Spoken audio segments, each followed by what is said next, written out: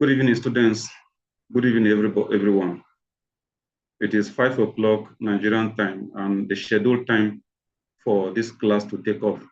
Can someone confirm that you can all hear me?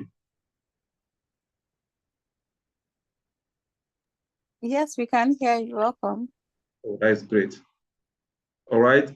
While we hope that our teacher who will take us on today's class will soon be with us, we need to take some few instructions. As you join the class, please sign the attendance by dropping your name on the chat box. And then your party, your pseudo party also should come alongside with your name. So our facilitator is already in class. So I am your moderator for today. My name is Oyori Justin. So without wasting much time, I'll go straight to introducing him to us so that we can begin in earnest. Our topic for today is political party and their structure. We all belong to different political parties, both at the college here and in our secular lives. And the person to take us on this journey this evening is no other person than Mr. Ibian Livinus. He is currently a public health and biosafety expert and a professional in politics with over 19 years working in the social sector to strengthen institutional reforms that can lead to social change. He has led several students to youth movements and have been involved in human rights advocacy. He was the former FCT interim chairman of Alliance for New Nigerian Party, ANN, and it was under his leadership that the party built the structure at the local government and ward levels before his ascension to the office of the national vice chairman of the party for the South-South zone after the national convention in 2018. In this capacity, Mr. Livinus served in several committees, prominent amongst which are the Security Committee, which he chaired, the Partnership Committee with other parties for the general elections in 2019. He was also a member of the National Campaign Council of the party and served as the South-South Zonal Director and Chairman of the National Campaign. Ibian is a graduate of the University of Calabar and holds several certifications in his chosen field. He holds, in addition, a master's in business administration from Ahmadu Bello University, and he is currently a PhD candidate in international public health.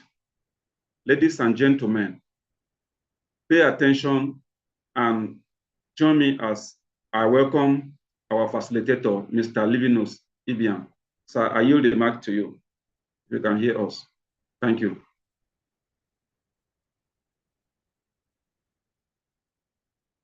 Okay, Justin, please, can you make him co-host so that he can have the access from me? Yeah. Okay.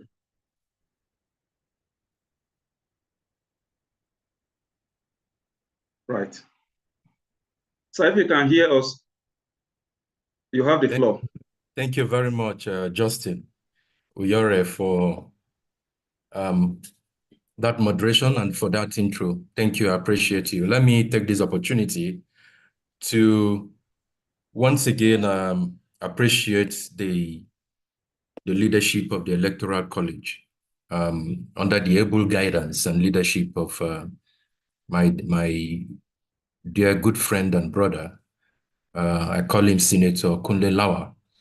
I'm told that once you run an election as a senator, you remain a senator as well. So, all right. So, and let me also appreciate the teaming members of the board of the Electoral College, the staff and management of the Electoral College for the great work that you've been doing over the years in educating the teeming populace in Nigeria on politeracy. I dare say, in the words of Peter Bruham, in his book, The Present State of Law, where he remarks that education indeed makes a people easy to lead.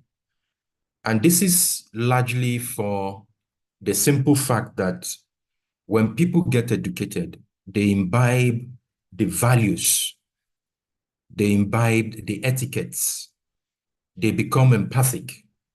It becomes easier for them to understand the principles and the policies and practices of government at every level.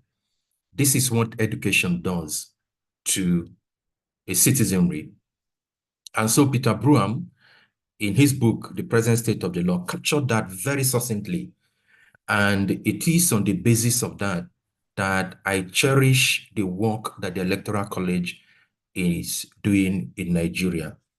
And I also dare say that what the Electoral College has started in Nigeria is a movement that will definitely outlive the current staffers at the Electoral College, the management, and even the board eventually, and all of us who are privileged to be part of the Electoral College one way or the other. Having said that, and having laid that background, my topic today to this cohort is political parties and structures, as already introduced by Justin.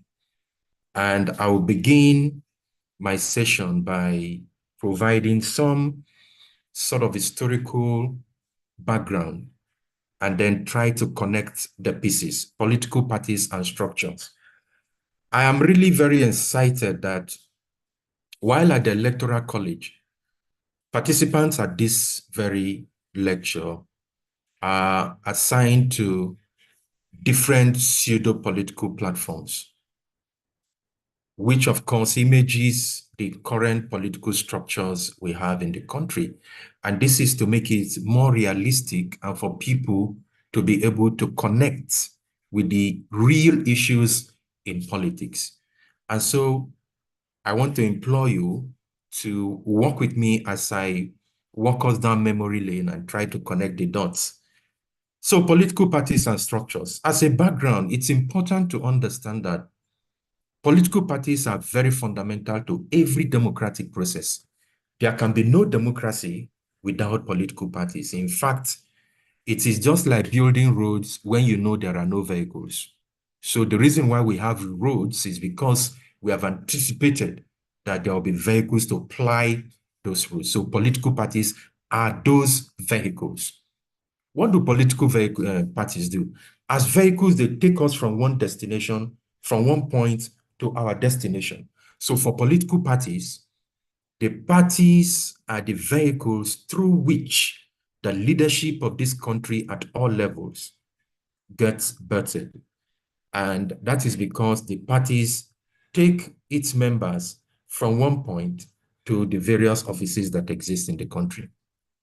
So democracy as a form of government delegates power through an electoral process. And some of you might be asking, why delegation? I don't want to pose the question to you because I know I'm going to have varied answers to this question. But let me simply put, the powers that political office holders wield is a delegated power. Delegated because there is a social contract between the citizen and the state. By reason of that social contract, and by reason of the fact that sovereignty belongs to the people, that is, sovereign power of every nation belongs to the people, which is the reason we often say that the office of the citizen is the highest office in the land. So collectively as a citizen, we delegated those powers through an electoral process to the government that we have in place.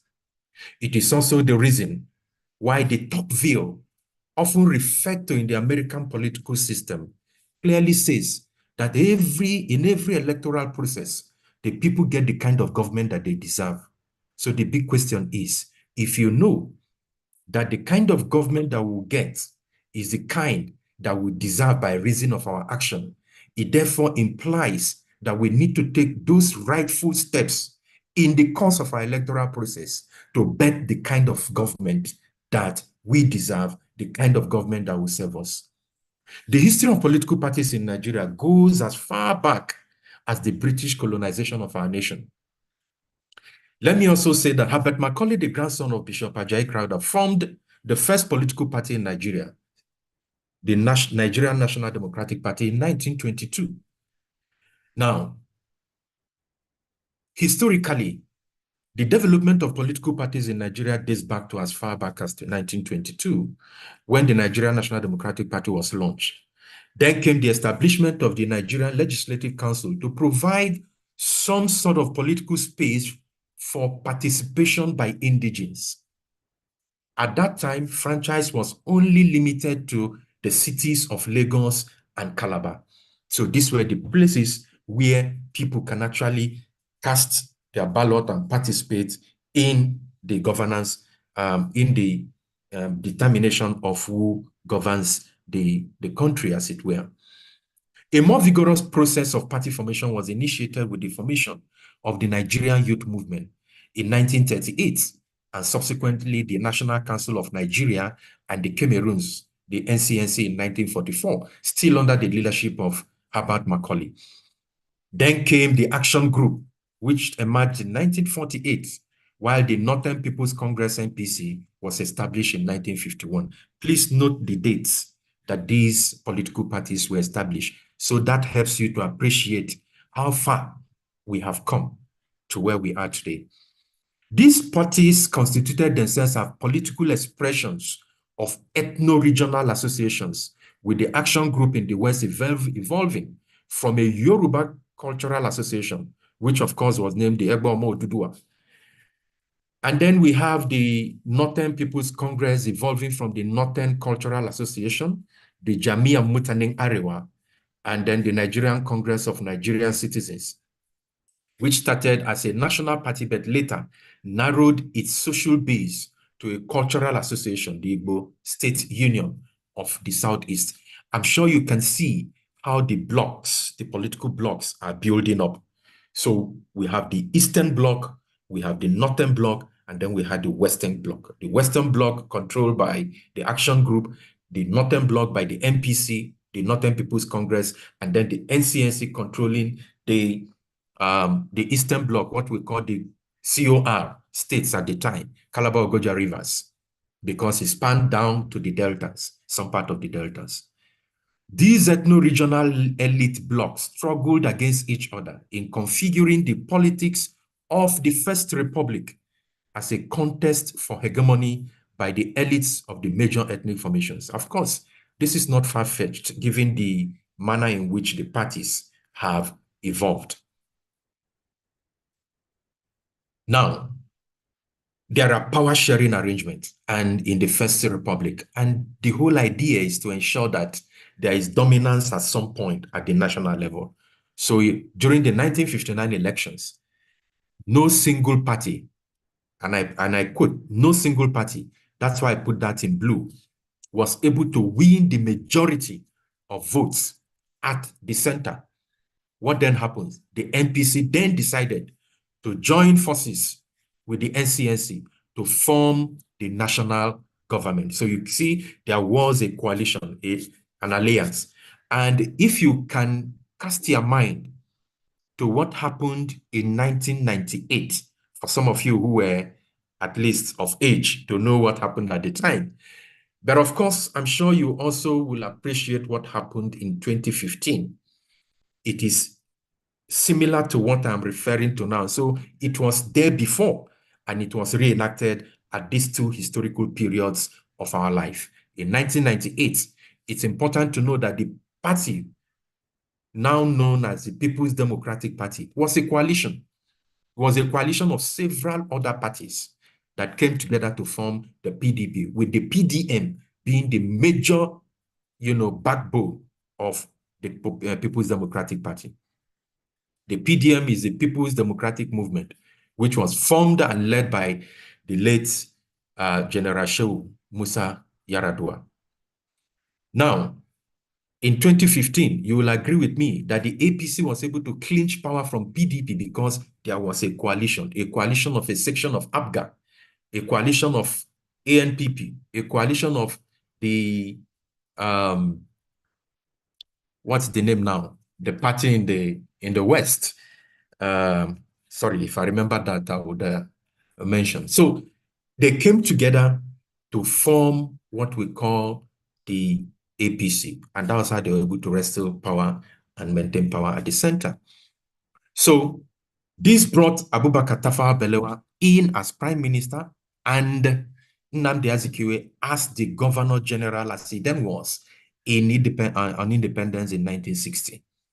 Dr. Nnamdi Azikiwe later became the first president of Nigeria in 1963, after Nigeria became a republic, while Tafawa Balewa, of course, maintained his position as the prime minister of Nigeria.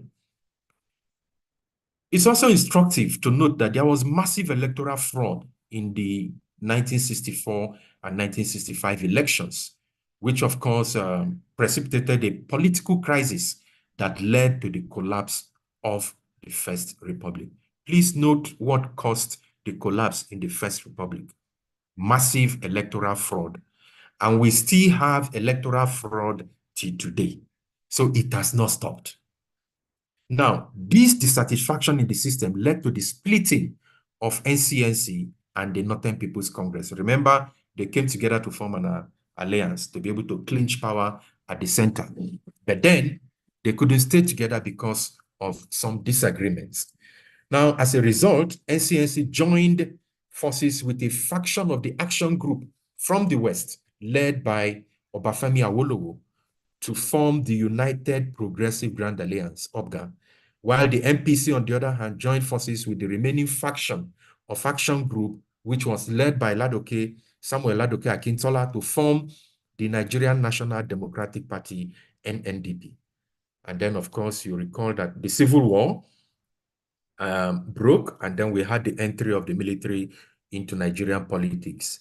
Nigeria's political space has witnessed significant changes in the evolution of political parties.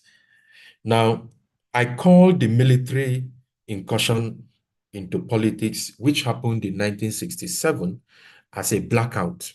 And of course, that led to the Civil War, which lasted between 1967 to 1970. So this period was the period I refer to as blackout, because there was no democratically elected government, and what we had was a military government.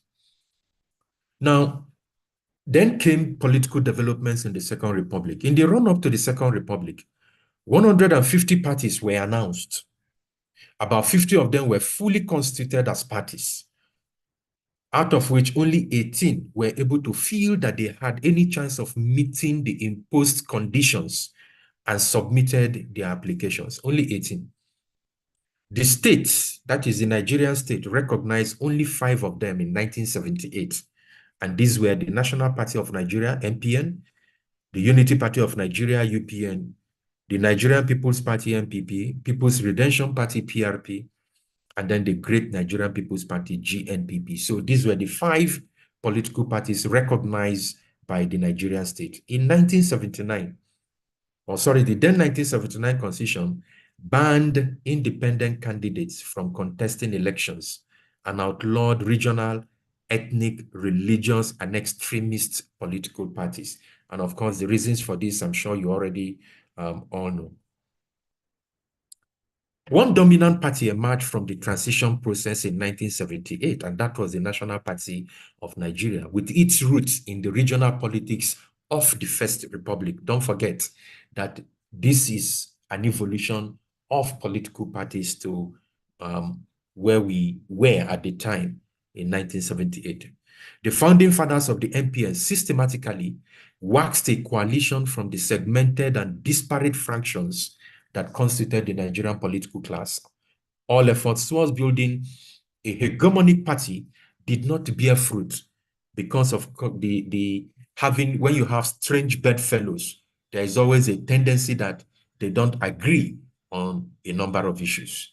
In the 1979 elections, revealed that the political parties retained strong regional bases and ended up sharing the votes without any of them completely dominating the others. You will agree with me also, this was the very reason why we had the initial alliance between the NCNC and MPC, and subsequently NCNC and a faction of the action group, as well as MPC and a faction of the action group. So the whole idea is to see if there will be a party that will be so dominant, overwhelmingly dominant at the national level. Ideological politics was strong with the People's Redemption Party, which was an offshoot of the NEPU, Northern Elements Progressive Union, and the Unity Party of Nigeria, which was an offshoot of the Action Group. Both parties were said to be on the left, while the other three parties were said to be on the right. And then again, we had the blackout, which was another military incursion into politics, this time around led by General Muhammadu Buhari, who was, of course, was the immediate past president of the Federal Republic of Nigeria. And this coup took place in 1983 against the government of Alhaji Shehu Shagari of blessed memory. Buhari only ruled for a period of 1983 to 1985 and was overthrown by General Ibrahim Badamos Babangida. And he ruled from 1985 to 1993 when he stepped aside.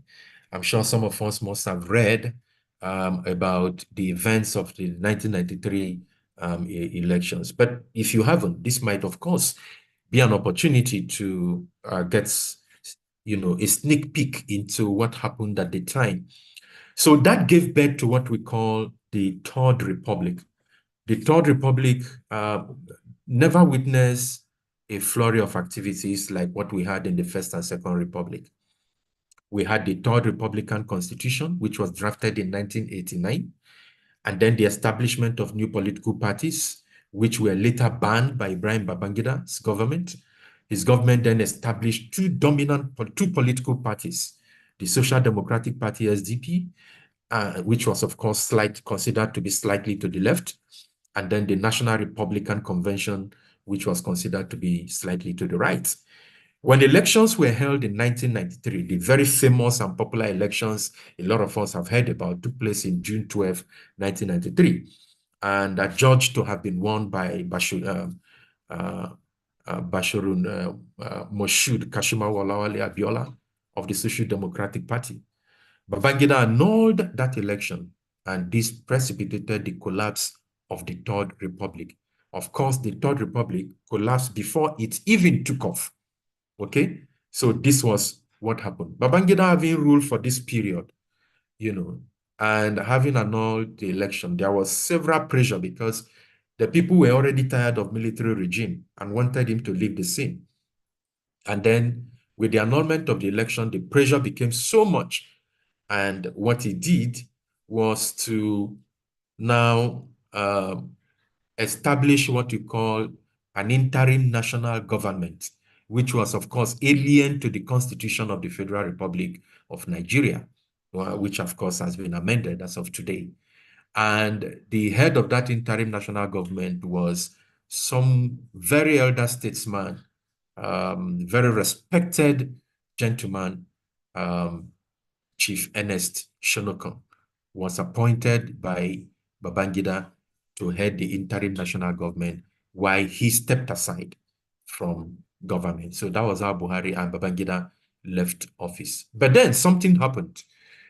There was a senior military officer who was the Secretary of Defense at the time, who was left behind, okay? And that was General Sani Abacha. He was in that government of Ernest Shonokan. And because of the several litigations and uprising in the country against the government of Chief Ernest Shonokan, not against his person, but against the fact that the interim national government was alien to the Nigerian constitution. It was a contraption that ought not to be, okay? And so the people rose up against such a contraption. And these events led to the reason why a palace coup was organized by General Sani Abacha and eased Shonokong off that seat and took over as the head of state of the Federal Republic of Nigeria. General Sani Abacha governed Nigeria from 1993 to 1998 because he died while in office in 1998. Then came General Abdulsalami Abubakar, who was the then Chief of Defense Staff of the Federal Republic of Nigeria.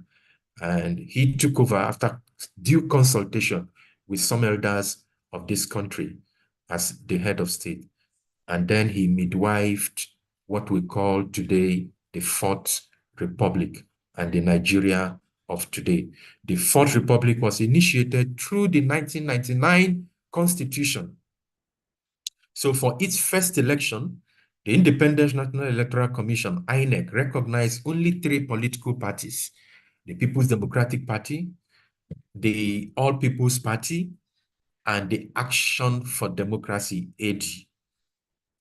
Following a Supreme Court judgment on the case of Balarabe Musa versus INEC, conditions for registration of political parties were liberalized, allowing more political parties into the Nigerian space. Prominent among the new political parties was the Action Congress of Nigeria, the Congress for Political Change, as well as the People's Progressive Alliance. It's of note that the Action Congress of Nigeria merged with the faction of ABGA, the All Nigeria People's Party, to form what you call the APC that we have today, including the CPC, which was, of course, Buhari's political party. So that was how the coalition gave birth to APC today. In addition, many small parties took advantage of the liberalization of the political space to register the parties that have proven to be unviable, but meant to be vehicles through which INEC's funding support to parties could be cornered. Very funny. I mean, I recall when I was party chairman in FCT, a lot of people came to me and were asking me, Chairman, what is on the ground? We heard you've collected grants from government. And I said, there was no grant anywhere, because I guess they may have heard that INEC used to give grant to political parties. Yes, that was at some point in the beginning of this Fourth Republic, but that practice was abolished because the whole process was, grossly abused by political parties that were formed for purpose of cornering these, grants given to them. So rather than use it for political education, the kind of work that the Electoral College is doing today, they were collecting and pocketing. So you have a party of what we call the briefcase parties, made up of the man, the wife, and his children, if there are any. So those are the kind of things that we had at the time. So in order to promote credible elections with the existence of strong political parties, Section 78(6) of the 2010 Electoral Act provided INEC with the power to deregister any political party that failed to win any executive and legislative seats in elections. And as a result, only 10 parties won seats in 2011 elections. On the 18th of August 2011, INEC deregistered political parties that did not contest for any elective office in the 2011 elections. Some of these parties are the Democratic Alternative, National Action Council, National Democratic Liberal Party, Masses Movement of Nigeria, Nigeria's People's Congress, Nigerian Elements Progressive, Northern Element Progressive Party, and the National Unity Party.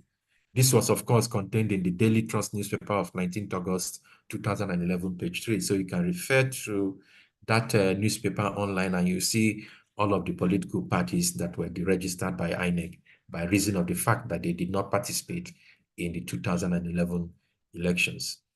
At the end of 2012, an additional 31 political parties were deregistered, leaving only 27 registered political parties.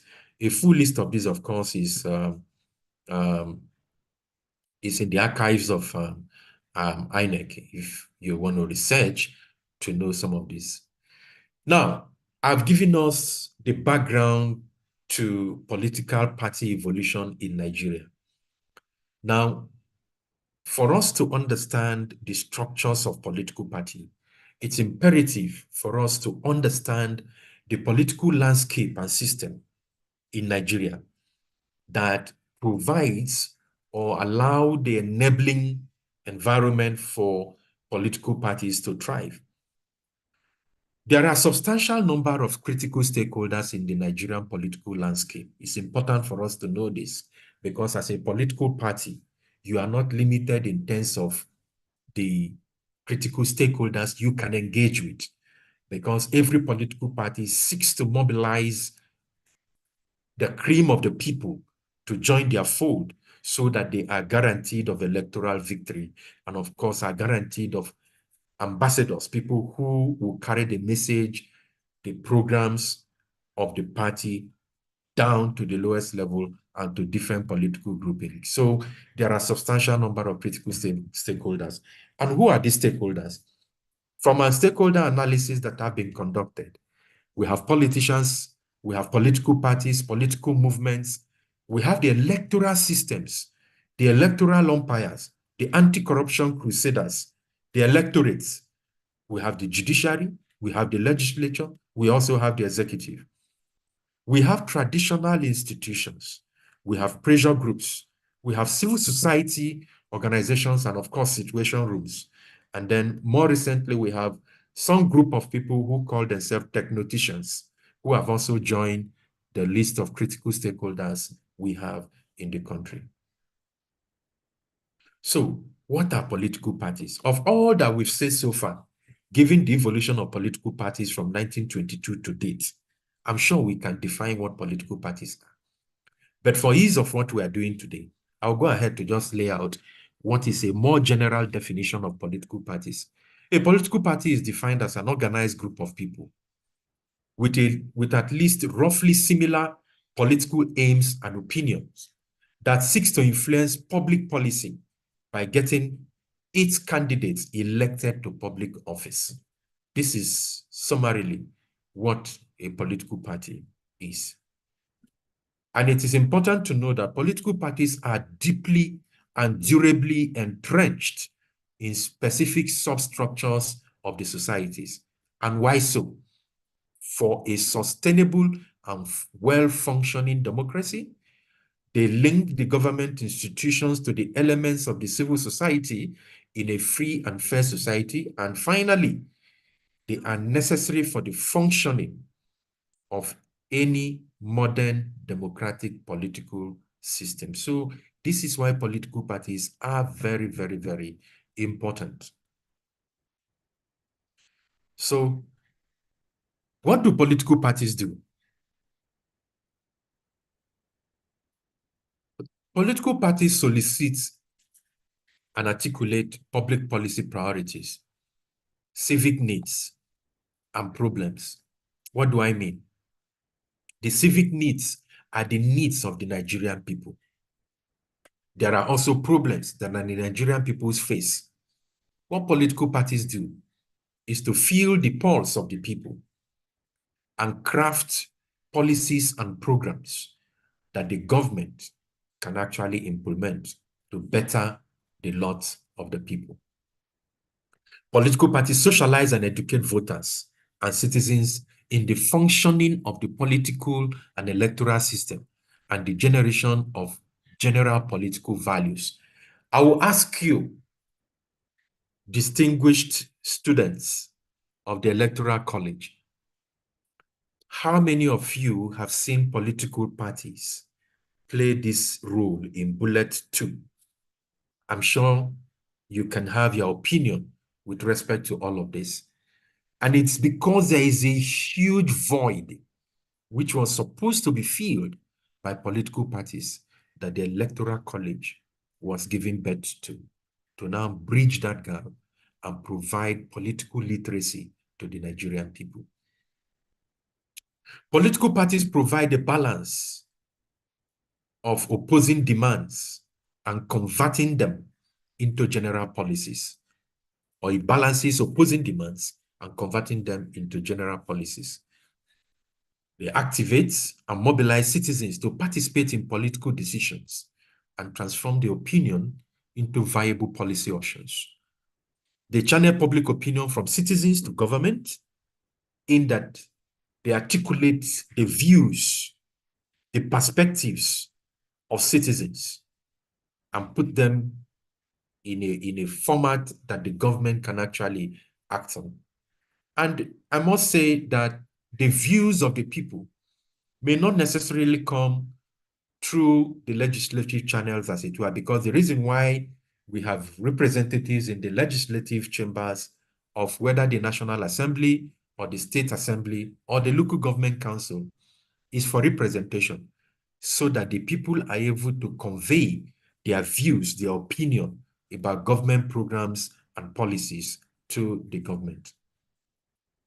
But we have a huge challenge today in that it does seem like when people are elected into the legislative chamber, they cordon that access that should ordinarily exist so that the constituents can actually present their needs through the legislature to the government of the day. This is, of course, the reason why you have demonstrations, protests, and all of that. Protests, in its strictest sense, is not a bad idea. Protests are a critical process of our democratic experiment. Every advanced democracy makes room for protest because it is an avenue through which people ventilate, people convey their opinions, their perspectives over obnoxious policy or policies considered to be obnoxious, as it were. So protests are part of our democratic process. So political parties recruit and also train candidates for public offices. Now, again, this is another one that, you know, leaves so much to be desired, because we've not seen political parties really play that role of training candidates for public offices. We've not really seen that happen.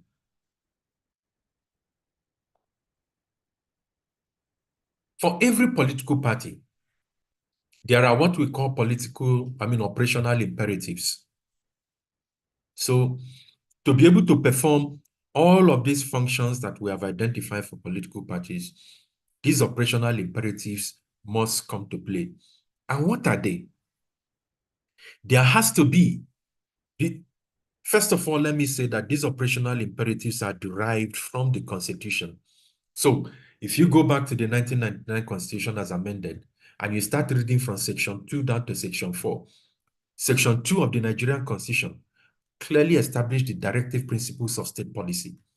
And if you go down to subsection 4, it also clearly established what the primary functions of government is. If you read from that section down to section 4 of the Constitution, you find the issues around the operational imperatives I'm going to talk about, which of course have to do with the freedom of organization, the freedom to stand for election, freedom of speech and assembly, provision of a fair and peaceful competition among parties and candidates, mechanisms to ensure plurality in our Nigerian political systems, inclusion in the electoral process and contacts with electoral bodies, a level playing field and freedom from discrimination, media access and fair reporting guaranteed, and then transparent and accountable political financing. This is very, very important.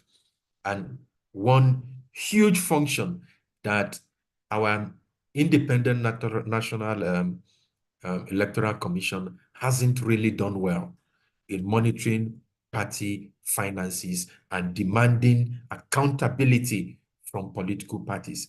I recall in the last elections, only one political party was able to give an account of its spending in the 2023 election. I mean, that was an effort that was made. Outside that, no other had been able to give account of its finances. Political parties are essential institutions of democracy. Of course, we've laid that foundation. They compete in elections.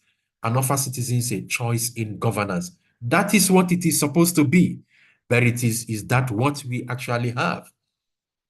Political parties provide alternatives. That is why we have different political parties and we have different candidates running elections. And the whole idea is for the citizens to have alternatives so that they can choose among the different alternatives. But as of today, we have a situation where a political party, by reason of means and ways, can actually manipulate itself into office with the collusion of, the electoral umpire, INEC, as it were, and of course, the Nigerian judicial system. We've seen all of this happen. And even the security. The security cannot be left out of this whole process. So in opposition, they can also hold government to account. So the whole essence of opposition is to hold government to account so that we can have, a better society. Then when citizens join political parties, volunteer their time, donate money, and vote for their leaders, they are exercising their basic democratic rights. That's what it means. And that's why I encourage everyone to join political party. I'm glad you all belong to pseudo-political parties, but as you emerge from the Electoral College, if you do not belong to any political party, please take time, look at the party programs of the different parties and choose the party that your political ideology aligns with. So make a choice and belong there so that you can also be part of decision making. Participation of citizens in political parties offer very unique benefits. For example, influence policy choices, choose and engage political leaders, and of course, it also provides you the opportunity to run for office. However, in some countries, political parties do not respect the rights of citizens to participate and are not accountable to voters. And of course, you will agree with me, even when we say some countries, those countries are not far from our knowledge. Even Nigeria is one of them. We are not out of the woods yet. Yes, I agree that we've made some level of progress, but we are not out of the woods. Now, party management. It's important to know that political parties ought to be managed. If you have a structure or a body that does not have a management system in place, then it is doomed to fail. So political parties are guided in its structure and function by the following. To manage a political party effectively, there has to be a party constitution and manifesto. There has to be a code of conduct for members. There has to be conventions, which are like previous agreements, resolutions, regulations of the party standing rules, and extant guidelines of that political party. That's what makes up conventions. There has to be custom. Okay? So there is something that is customary to every system. Custom often is tied to traditional institutions, but it's not so. Even political parties have their own custom. And this has to do with the culture of the party, the procedures, the practices, and even the consensus issues from which party builds consensus become a custom to that party.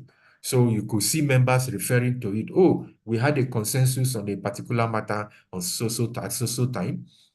We have the following rules, just like the rules of parliamentary governance, which were formulated by Roberts. We call them the Robert rules.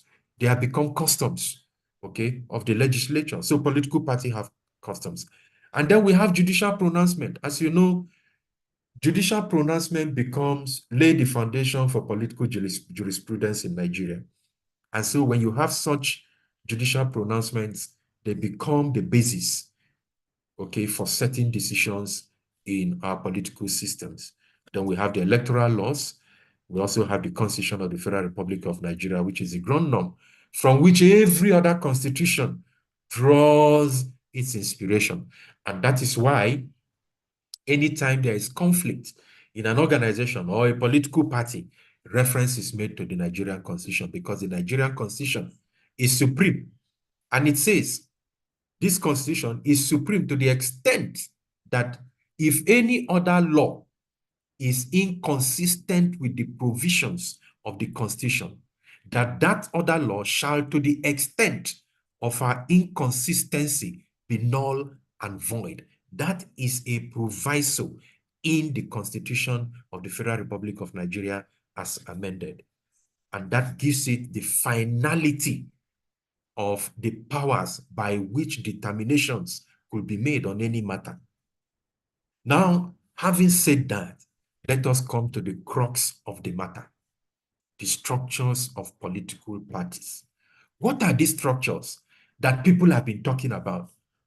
Today we hear, oh, this man does not have a structure, or this political party does not have a structure. We want to dig deep into the structures of the political party. The critical structures of a political party are as follows.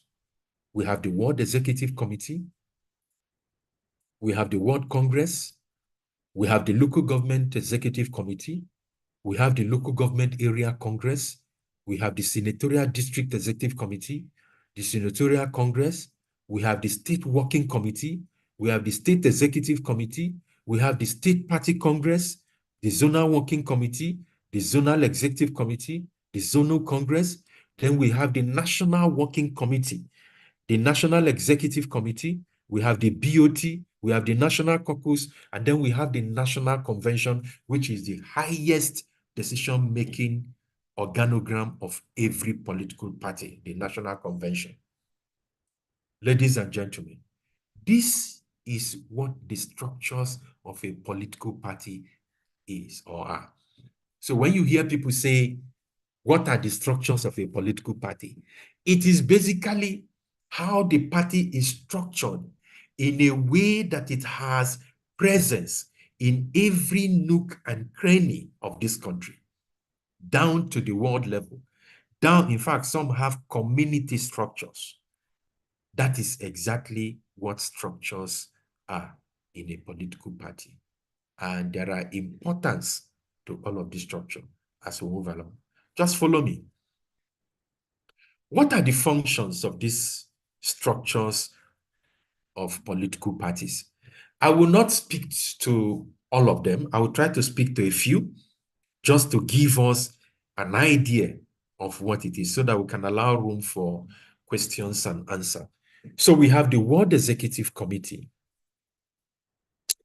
The World Executive Committee serves for the purpose of administration of the party at the world level. It raises funds. It embarks on membership drive. It draws up strategies for political campaigns, mobilize voters for the party, implement the decision of the World Congress and other organs of the party. It receives the World Auditor's report and performs such other functions as may be in the interest of the party and as may from time to time be assigned to it by higher organs of the party. These are the functions of the World Executive Committee. And please, let me leave a caveat here to say that these functions enumerated here are by no means exhaustive. The different political parties may have additions to what I've read here. What I have done here is just to pick from a couple of political parties and put together here so that we can appreciate some of the roles that the World Executive Committee performs. Now, having talked about the World Executive, what next is what you call the World Congress. So every executive has a Congress. The Congress of a party is more like the legislative component or arm of the political party. And you will see with me why it is so. What is the composition of the World Congress? The World Congress consists of all elected political office holders. Political office holders here refers to people who hold political offices, not just party offices, but political offices, registered members of the party, and they meet once in a year, depending on the political party. What are the functions of the World Congress? One, to receive reports of officers of the world, that is the executive, receive auditors' report, approve the budget of the world. So you can see any institution or structure that approves budget has a legislative mandate, performs the function of a legislature. So that's what the congresses do. The congresses are like the legislative arm of the political parties. So they elect the ward delegate to the state party congress. And you know that the state party congress is the congress at which the governors, gubernatorial candidates are elected, the flag bearers of the party at the state level.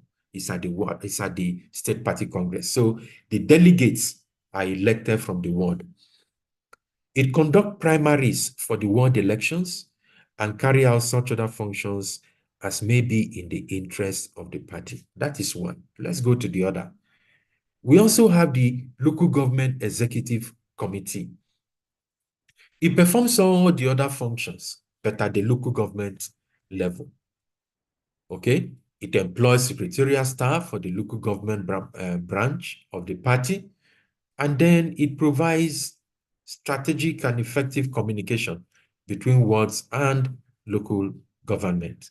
Then you also have the local government congress, which of course is made up of local government party chairmen and the other members of the local government area executive committee. And then we have all the national, zonal, and state executive committee members of the party who are from that local government. They make up the members of the local government area congress. You have elected local government council chairman and vice, and councillors who are of that party. You also have all members of the national and state house of assembly from that local government who are members of the party. So you can see it is a bigger platform. You also have members of the board of trustees from that local government area. You have all chairmen and secretaries of the ward executive, and then you have three delegates from each ward of the local government area elected at the ward congress, at least one of whom shall be a woman, and all of whom shall cease to function at the conclusion of the congress for which they were elected.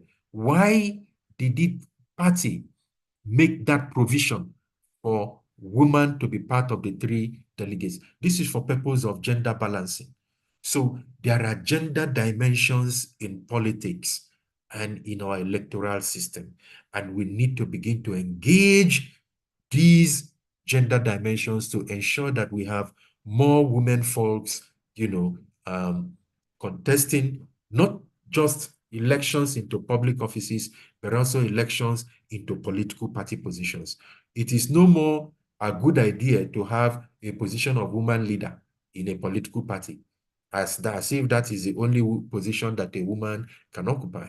We must begin to make deliberate effort to ensure that women are also party chairmen, they are vice chairmen, they are party secretaries, they hold other positions in addition to the position of the woman leader. That's why the gender dimension to this whole thing was integrated into the constitution of the party. What are the functions of the local government area congresses? One, to elect members of the local government executive committee of the party, to elect the local government council chairmanship candidates. So anybody who wants to run for local government council chairman, you will be elected at the local government area congresses. Please take note. This is very important. So you see why these structures are important. I'm sure you are beginning to see. Imagine a party that does not have a local government area congress. It means you can't produce a candidate for the local government. You can't produce councillors because it is at that level that they are elected. Now you may say, okay, you don't need the ward. The delegates from the different ward make up the delegates at the local government area congress, where the local government chairman. So if you don't have a ward congress conducted, your processes are not complete, and INEC will not recognize the outcome of that party candidacy for the different position. This is very important. So please take note so that you don't make a mistake of not conducting work congresses if you are a state party chairman. It is mandatory. It is your duty to do that so that you'll be able to have a say. It approves budget for the party at the local government and receive local government auditors report as well. So there are other structures of the party. Like I said, every party reserves the right to establish structures of the party as they deem fit. You have the state caucus, the elders committee, executive committee, state party congress, state assembly congress, House of Representative Congress, senatorial district congress. So many, you can establish as many as you want to, depending on what you intend to achieve. And all of that must be enshrined in the party constitution. Otherwise, you have legitimacy issues associated with whoever emerges from that process. Now, I want to talk about the State Party Congress. The function of the State Party Congress shall be to approve the budget of the state branch of the party, elect officers of the State Executive Committee, elect governorship candidate of the party, receive report from officers of the party, and receive the State Party Auditor's report. These are the functions of the State Party Congresses. So, like I said, the State Party Congress is also very important because the gubernatorial candidate of the party is elected at the State Party Congress. Moving away from the states, we have at the national level, the national chairman, deputy national chairman, 6 vice chairmen, and then we have all the other party positions as we have here, all of which make up what you call the National Working Committee of the party. And the National Working Committee of the party, of course, performs the day-to-day functions of the party at the national level. We also have in some parties what you call the National Caucus. The National Caucus is made up of the chairman of the Board of Trustees, who shall be the chairman, the national chairman of the party, the president and vice president of the Federal Republic of Nigeria, who are members of the party, the Senate president, deputy leader, chief whip, all of those, speaker, deputy speaker. Again, this depends on the political party that is in power. So it defines who and who can be a member of the National Caucus. So these are the composition of the National Caucus, the chairman, the secretary of the Board of Trustees, and 1 member drawn from each of the 6 geopolitical zones, the deputy national chairman of the party, the national secretary, legal advisor, national treasurer, women leader, and national youth leader. Then we have 3 federal ministers who are members of the party, nominated by the President of the Federal Republic, and one of whom shall be the Attorney General of the Federation. Now, again, like I said, what I did was to bring out what was in some of the constitution of the political parties. This proviso was brought from the constitution of the Federal, the People's Democratic Party, because they were, in power at some point, and this was what was the practice at the time. So, but more importantly, for the caucus of a political party, it has to be defined by the it has to be defined by, sorry, please. It has to be defined by what the party deemed fit and necessary for the party to have.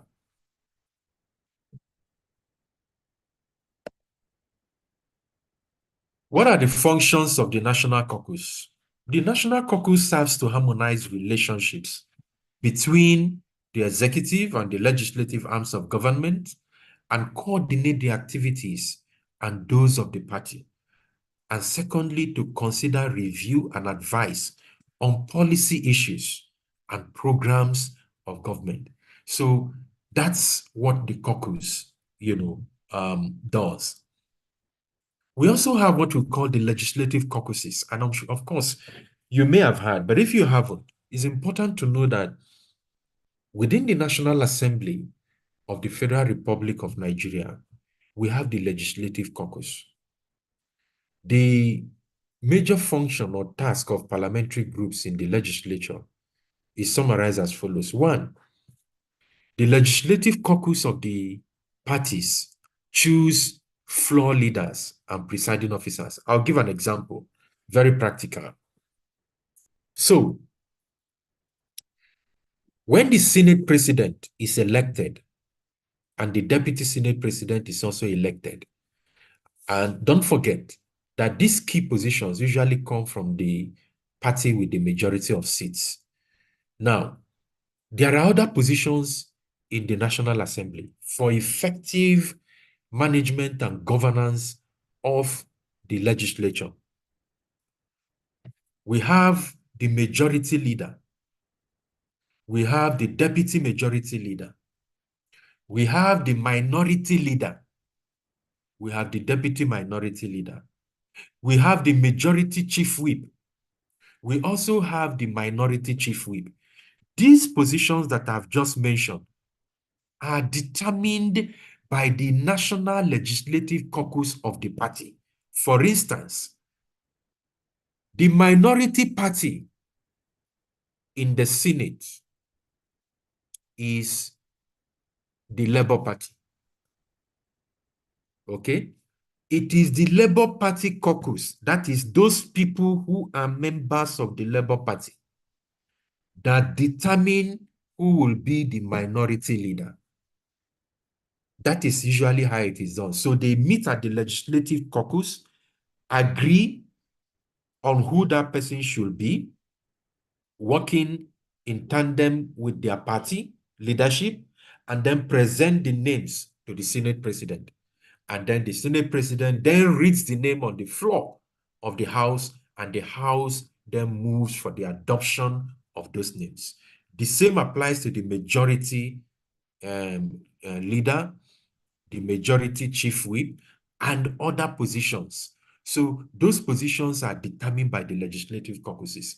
Even when the heads of committees are going to be appointed, it is the legislative caucuses that sit down to do the power sharing and present same to the Senate president. It is the reason why you hear members of the political party go very strongly against the leadership of the Senate or the House of Rep if the leadership does not follow the nominations that have been presented to them, to the leadership of the Senate or the House of Representatives. So that is the function of the legislative caucus. So you can see that all of these structures have their varied responsibilities, and their functions are very, very important.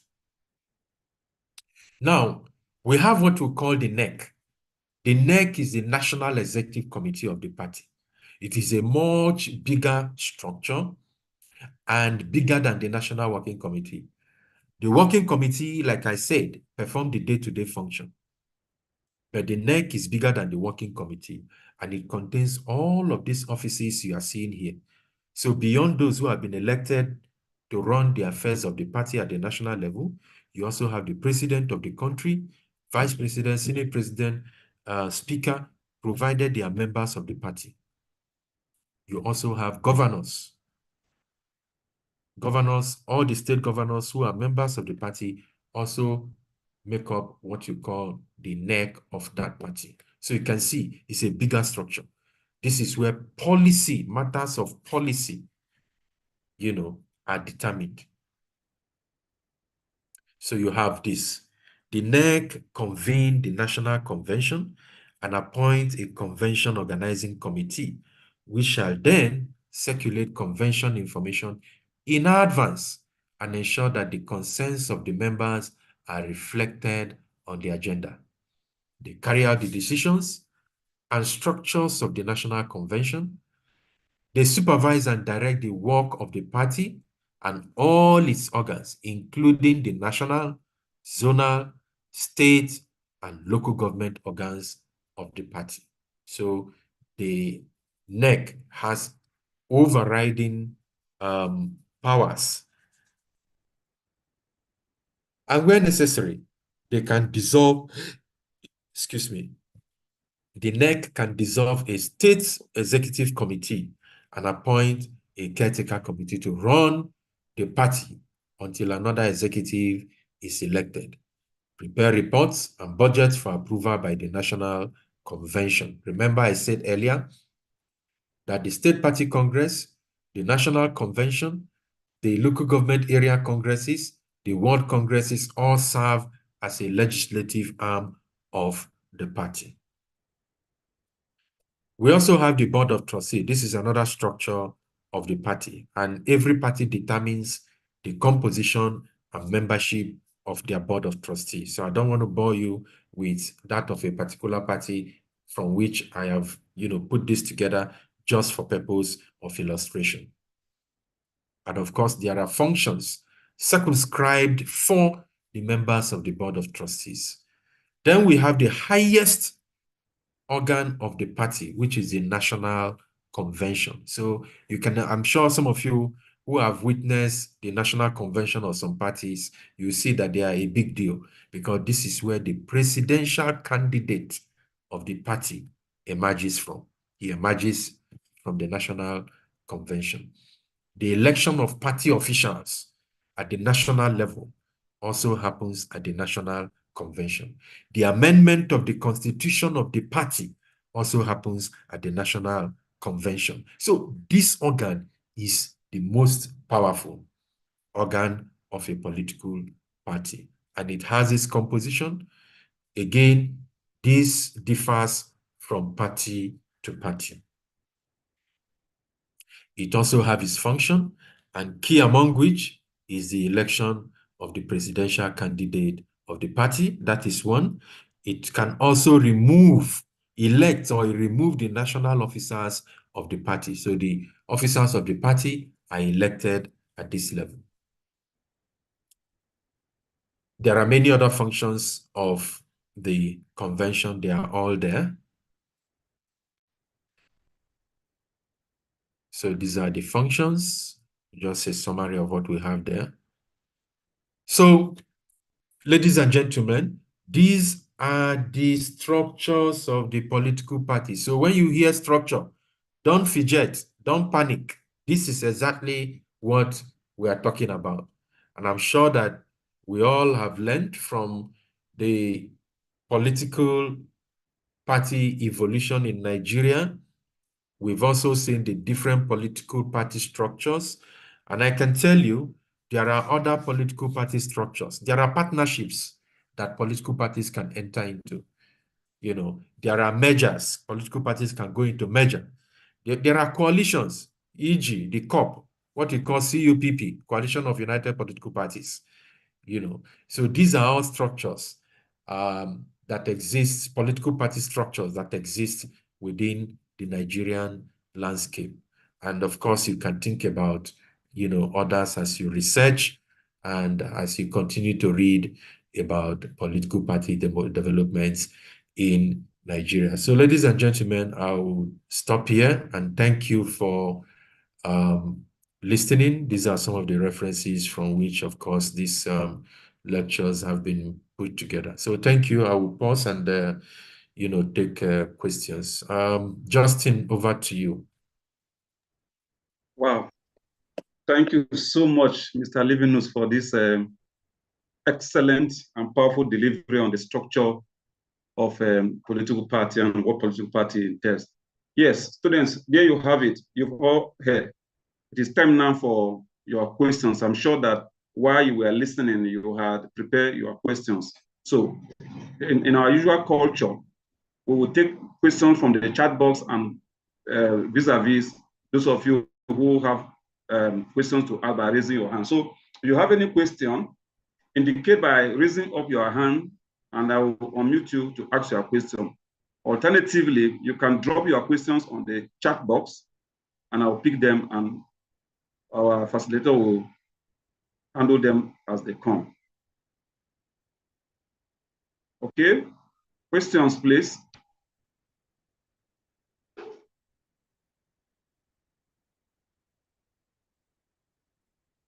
students like we over enjoy the class and we don't have questions. I'm not seeing any question. Okay.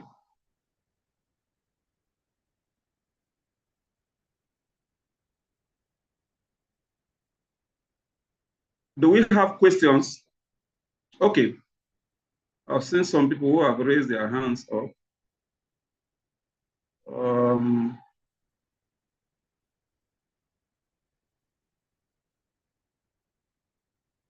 Hands up.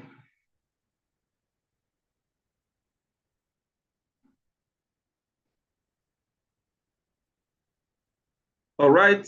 We'll start from Samsedin Saloko. You can unmute and ask your question.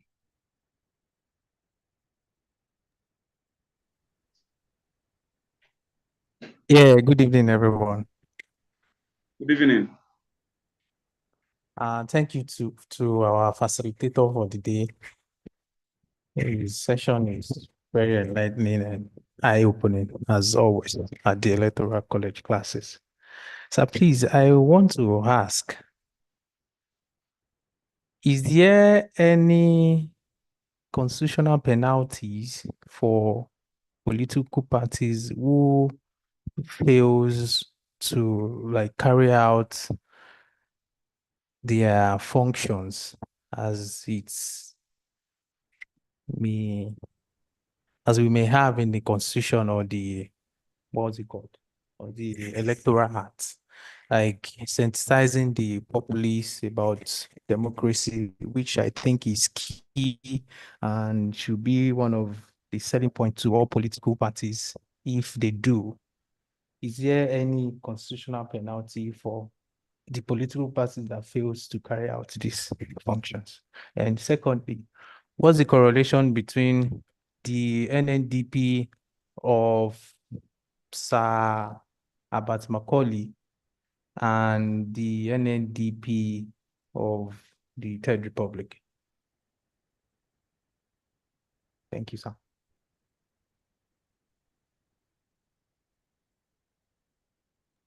Thank you for that question. First to say that in terms of penalties, there are regulations of INEC that provides for certain disciplinary actions against political parties, but these are neither here nor there because we've not really seen any of those exercised to the full extent of what the law requires. But I'll tell you some of what might come as sanctions on political parties by INEC.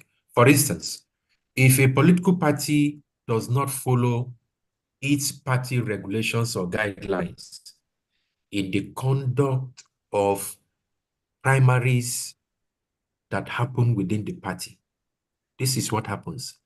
INEC will exercise its powers by not recognizing those who emerge from that process. That's a sanction.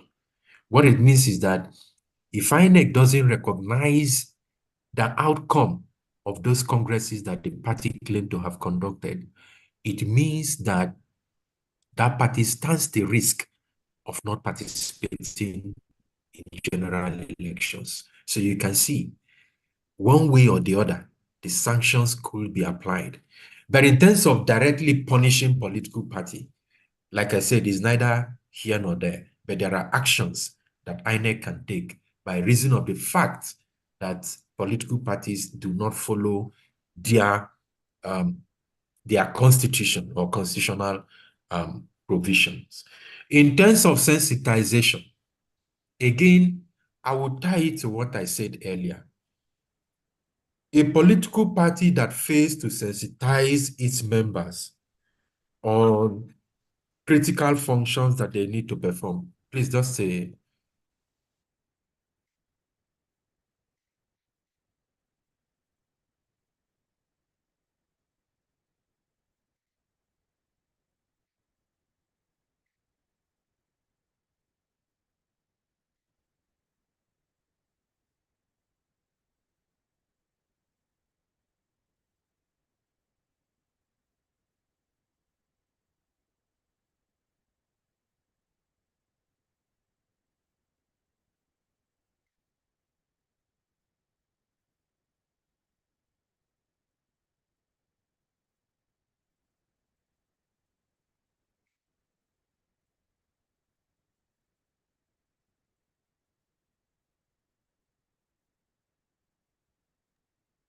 Sorry, my apologies.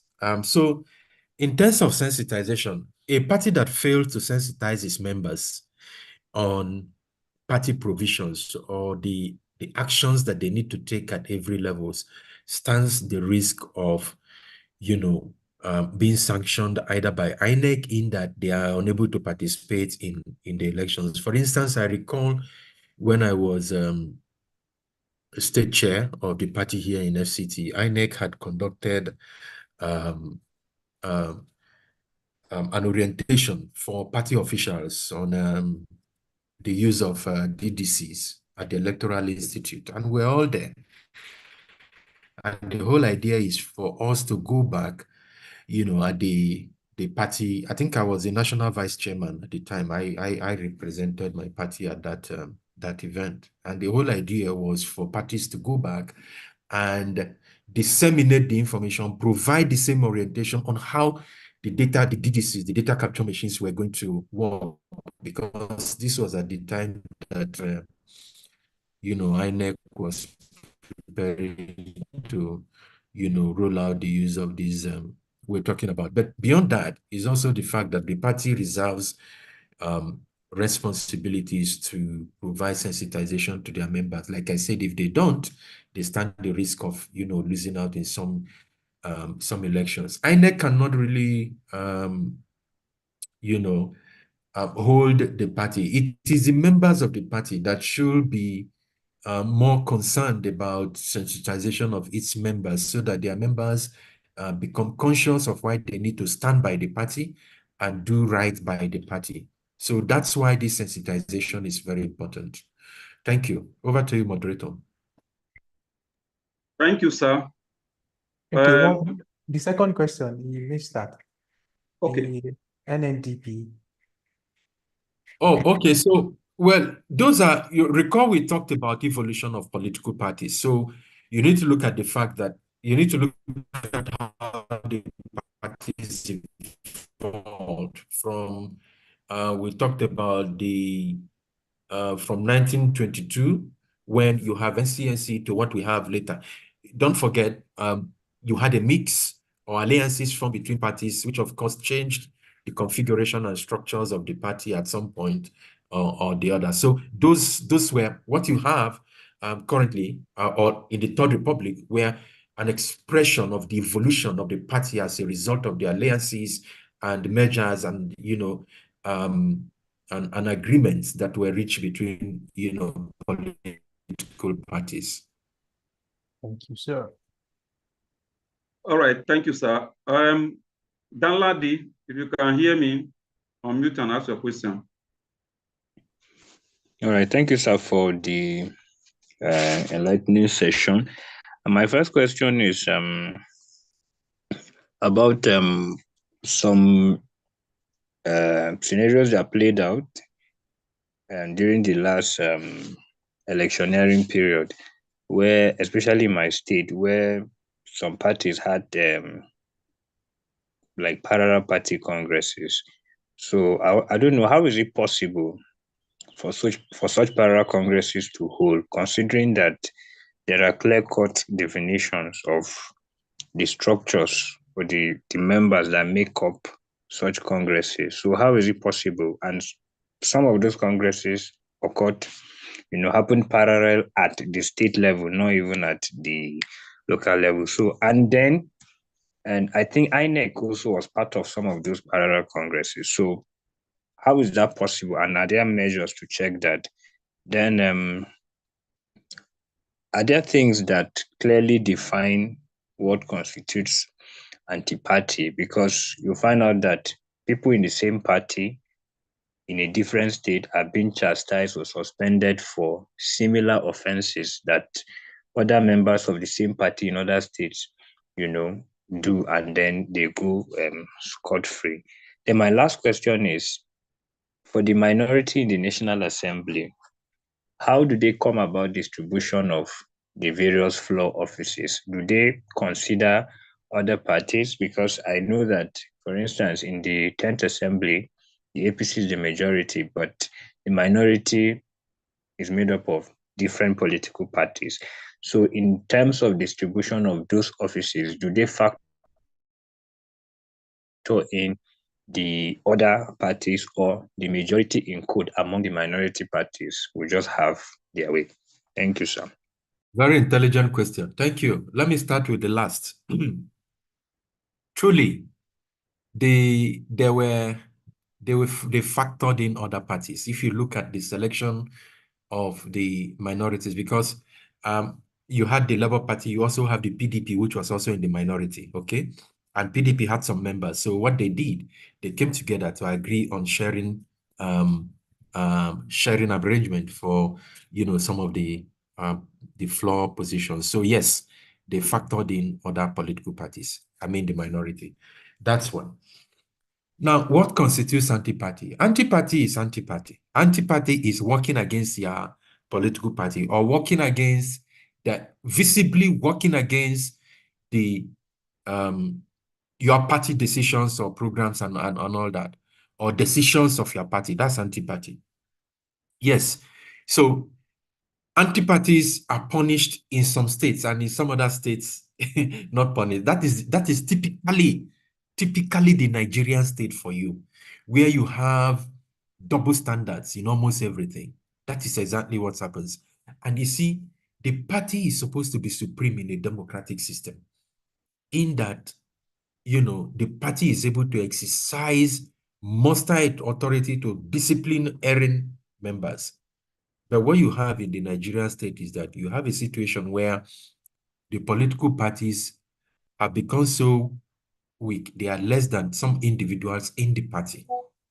So there are individuals who appear or seem bigger than the political parties. And as a result, the party is unable to hold them to account, or, discipline such member. I'm sure you can see all of those. And I'm glad you gave a case of your state. And it's not only your state. In many states, that's exactly, what happens. So you find situations where these double standards exist across the different political parties. In one state, you see an erring member who is sanctioned and, in fact, expelled from the party. In another state, you see an erring member who committed anti-party, but whom the party cannot even speak to.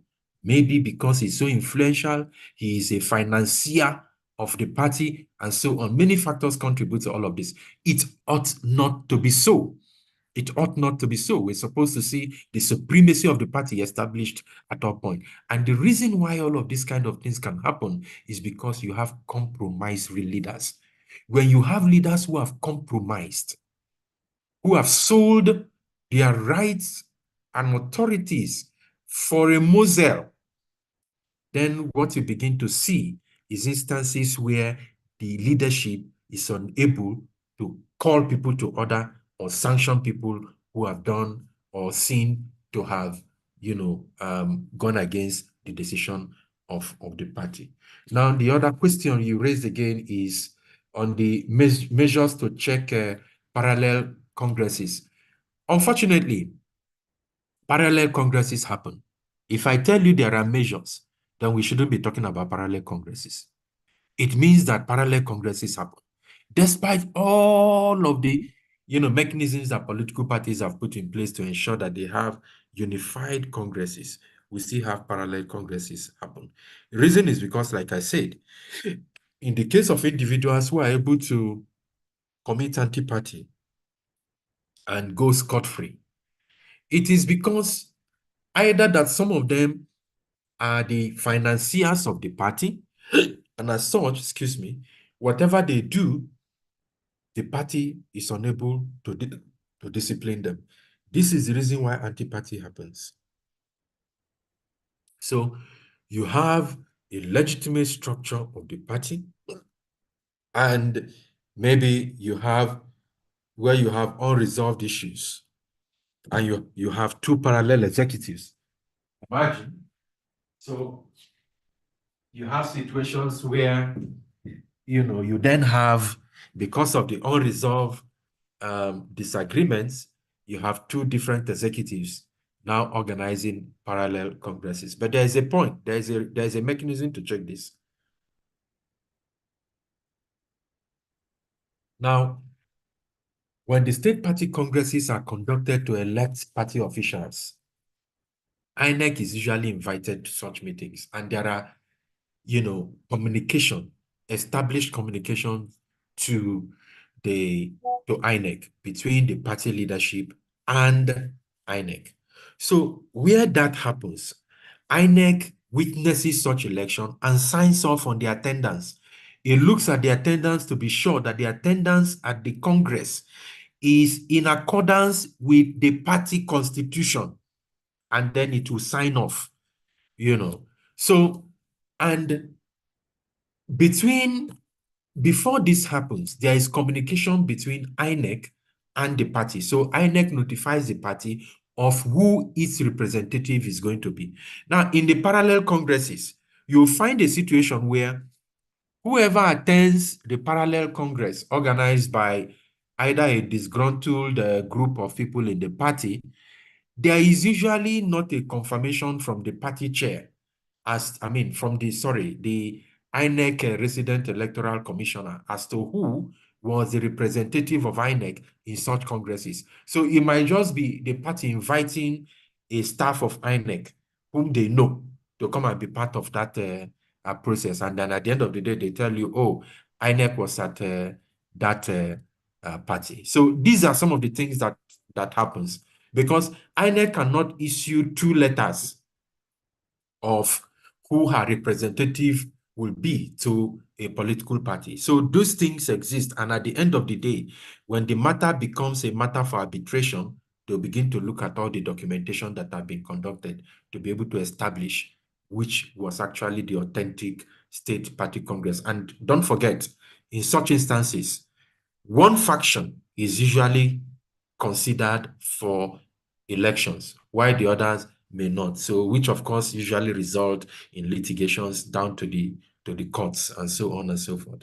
So, I hope this has addressed your concern. So, this is what happens, but the measures may not be foolproof in that they are unable to stop anybody from conducting parallel congresses. But there are, of course, ways to actually checkmate that. Thank you, sir.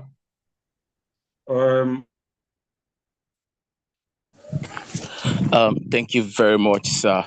My name is Inutu Osage, and your session was quite interesting and educative. I also learned from when you answered the questions that were asked by some of my colleagues, students of the Electoral College. So I want to ask, today's session is quite important to me. And while we were having the session, I just started thinking back, trying to capture some of the events that happened in the 2023 elections. And I would like to just highlight on one particular event, and this is peculiar to the Labour Party. I remember how, the Labour Party fan base were all about talking about structure, no structure. And then APC were like, oh, we're going to win because we have structure, and the Labour Party doesn't have structure. And the Labour Party said that they're going to win with or without structure. And now I am realizing that political structure is an integral part of a political party system. And within the Nigerian space where we have a pluralistic political party system, could you say that, saying that a party doesn't have a structure or doesn't operate from a standpoint of a political structure is correct within the context of politeracy and within the context of this class? Thank you very much, sir. Thank you. Very good point. Great point again you have there. I'm very sure that even when Labour Party says they will win even with or without structure, doesn't also mean that they didn't have structures on the ground. I think many people confuse a lot of things because it was a campaign narrative that was being, propagated to give people an impression that the Labour Party is not on the ground. The reality of the facts is that Labour Party has structures everywhere in Nigeria. And in fact, If you want to really prove, because you see, what people do not understand is that the Labour Party is owned by the Nigerian Labour Congress. Now, tell me where the Nigerian Labour Congress does not exist. It is either there directly or its affiliate is on the ground. If you go to the local government council, you have the NOLGI, Nigeria Union of Local Government Employees. This is an affiliate structure of the Nigerian Labour Congress. That is at the local government level. And recall that the Labour Party is the one that established the Labour Congress established the Labour Party. So it means that it can work through its affiliate structures, the affiliate structures of the Labour Congress, to actually achieve its aim. So it is not entirely true that the Labour Party does not have structures on the ground. It does have structures. And I think at the very opportune time, that was, brought to the fore to actually show people that Labour Party was on the ground. That's one. Number two, it was important to also understand that there came another movement, which was a much bigger structure that was looking to see a new Nigeria, and which was, of course, styled after the Labour Party candidate. And they called themselves the Obedience, and the Obedience were everywhere. The APC, the PDP, underrated the Labour Party. They underrated the Labour Party. They underrated the candidate of the Labour Party. Unfortunately for them, there was a whirlwind called the Obedient that was everywhere, to the extent a sitting governor, and we all know him, the governor of Edo State. He's not anything hidden. He's on the media. He said, in our families, there are obedience. Let's not deceive ourselves. He said it on national TV. He said there are obedience in our families. And they made the statement that some of us are obedient. In fact, some people were saying it. So this is how very formidable that structure of the Labour Party candidate was. So what I'm just trying to put to us here is that the narrative was propagated at the time was meant to give people a different impression about the Labour Party, and so see how they can sway opinion in their favor. But the Labour Party countered it by saying the affiliate structures of the Labour Congress, which gave birth to the Labour Party, are structures of the Labour Party and are actually working for the Labour Party. And I think all of this came very clearly during the elections, which of course, the reason why the Labour Party could muster that number of votes, even though it was allegedly stated that they had more votes that was declared by INEC. Because till today, as much as INEC cannot prove to us that the Labour Party did not have more than that number of votes, by going ahead to erase the databases that they have, of course, gives room for this speculation to continue to fester in the Nigerian political space. Thank you, sir, for this explanation. Sorry, class, I had a little glitch, and but I'm back now. So the next question, we have Ama Ewong. I've asked you to unmute and ask your question. Okay. Good evening, everybody. The audible, we can't hear you. Okay, good evening, everybody. Good evening. Good evening. Okay, my name is Ama Ewong, once again, Labour Party. Mr. Facilitator, I must thank you so much for this this class. And I must state here that this class is one of the classes I have enjoyed so well and so much. You're detailed and explicit in your lecture. Thank you so much. Thank you. My first question is,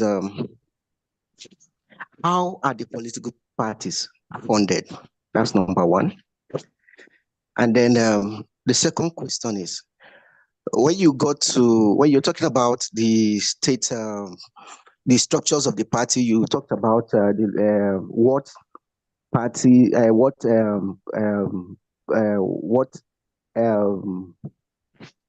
do I call it? the party structure at the ward level, and then the congresses at the ward level. You also talked about the party structure at the local government level, the congresses at the local government level. But I think when you got to the state government, you only talked about the structure of the party at the state level, and then of course the congresses of the state. I want to ask, in the state congress and in the national congress or convention, who and who is eligible to vote to elect either the party chairman at the state level or the presidential candidate? And I think I remember a situation last year when, was it last year or 2022, when the APC had their national convention. I remember that some party members who were, by way of the constitution, given the rights or the powers to vote at the National Congress, but they were denied the right to vote at the National Congress. So please, I really want to know who and who is eligible to vote at the state Congress to elect the state party chairman and the governorship candidate, and then of course the national party chairman and the presidential candidate. Thank you. Thank you for that question. First of all, you talked about how are the parties funded. So Yes. the political parties are funded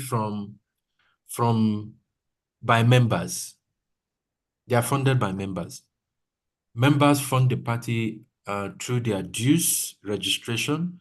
So if you go to register for the party at the ward level, so you pay a token for purpose of your membership card. That money has a sharing formula. A percentage of it remains at the ward, a percentage goes to the state, a percentage goes to the national. So that's how it's done. That's one. There are also dues that members have to pay, whether monthly or annually. 3, and importantly, you also have, for instance, political party that have political officers. What I mean by political officers is people who have been appointed either to serve as local government chairman, vice chairman, councillors, legislative council members. If they are members of a political party, they pay by the party constitution. There is a percentage. In some parties, it's as much as 10% of their national emolument. So the party defines what percentage of their emoluments goes to the party as due. So that is usually what they do. The other component is every political party that awards contract, and this is being very realistic. Every political party that awards contract, it awards contract to sometimes members of the party. A percentage of that goes to funding party, or that you will commit to what you will do for the party. That's another. There are appointive positions, board chairman, all those positions they are seeing, the reason why they scramble for them, all those board chairman, board membership, parastatals, heads of parastatal, all those. If you take those appointments as a party member, you must pay something to the party. So it is of advantage that any political party in power is able to oil the wheels of the political party operations through funding or patronage of its members, either by way of the appointments they've been given, or by way of contracts that have been awarded, or by way of any form of patronage that government can grant to its members. Beyond that, there are individuals who may not belong to the party, but who must have been favored by government one way or the other, either by waivers or, one thing or the other. So how do they fund the party? The party organizes fundraisers, right? And they invite businessmen. I'm sure you can begin to see where I'm going. I don't want to mention names. So they organize fundraisers, they organize events, book launch, they organize maybe launch of a new secretariat, and they invite some of your big businessmen that you are seeing. Those big businessmen come and donate billions of money, billions of naira. Why? Because the party had given them some waivers for the businesses they do in the country and all that. So there are various means by which parties get funded. But fundamentally, it is the business of INEC to monitor party financing and regulate same.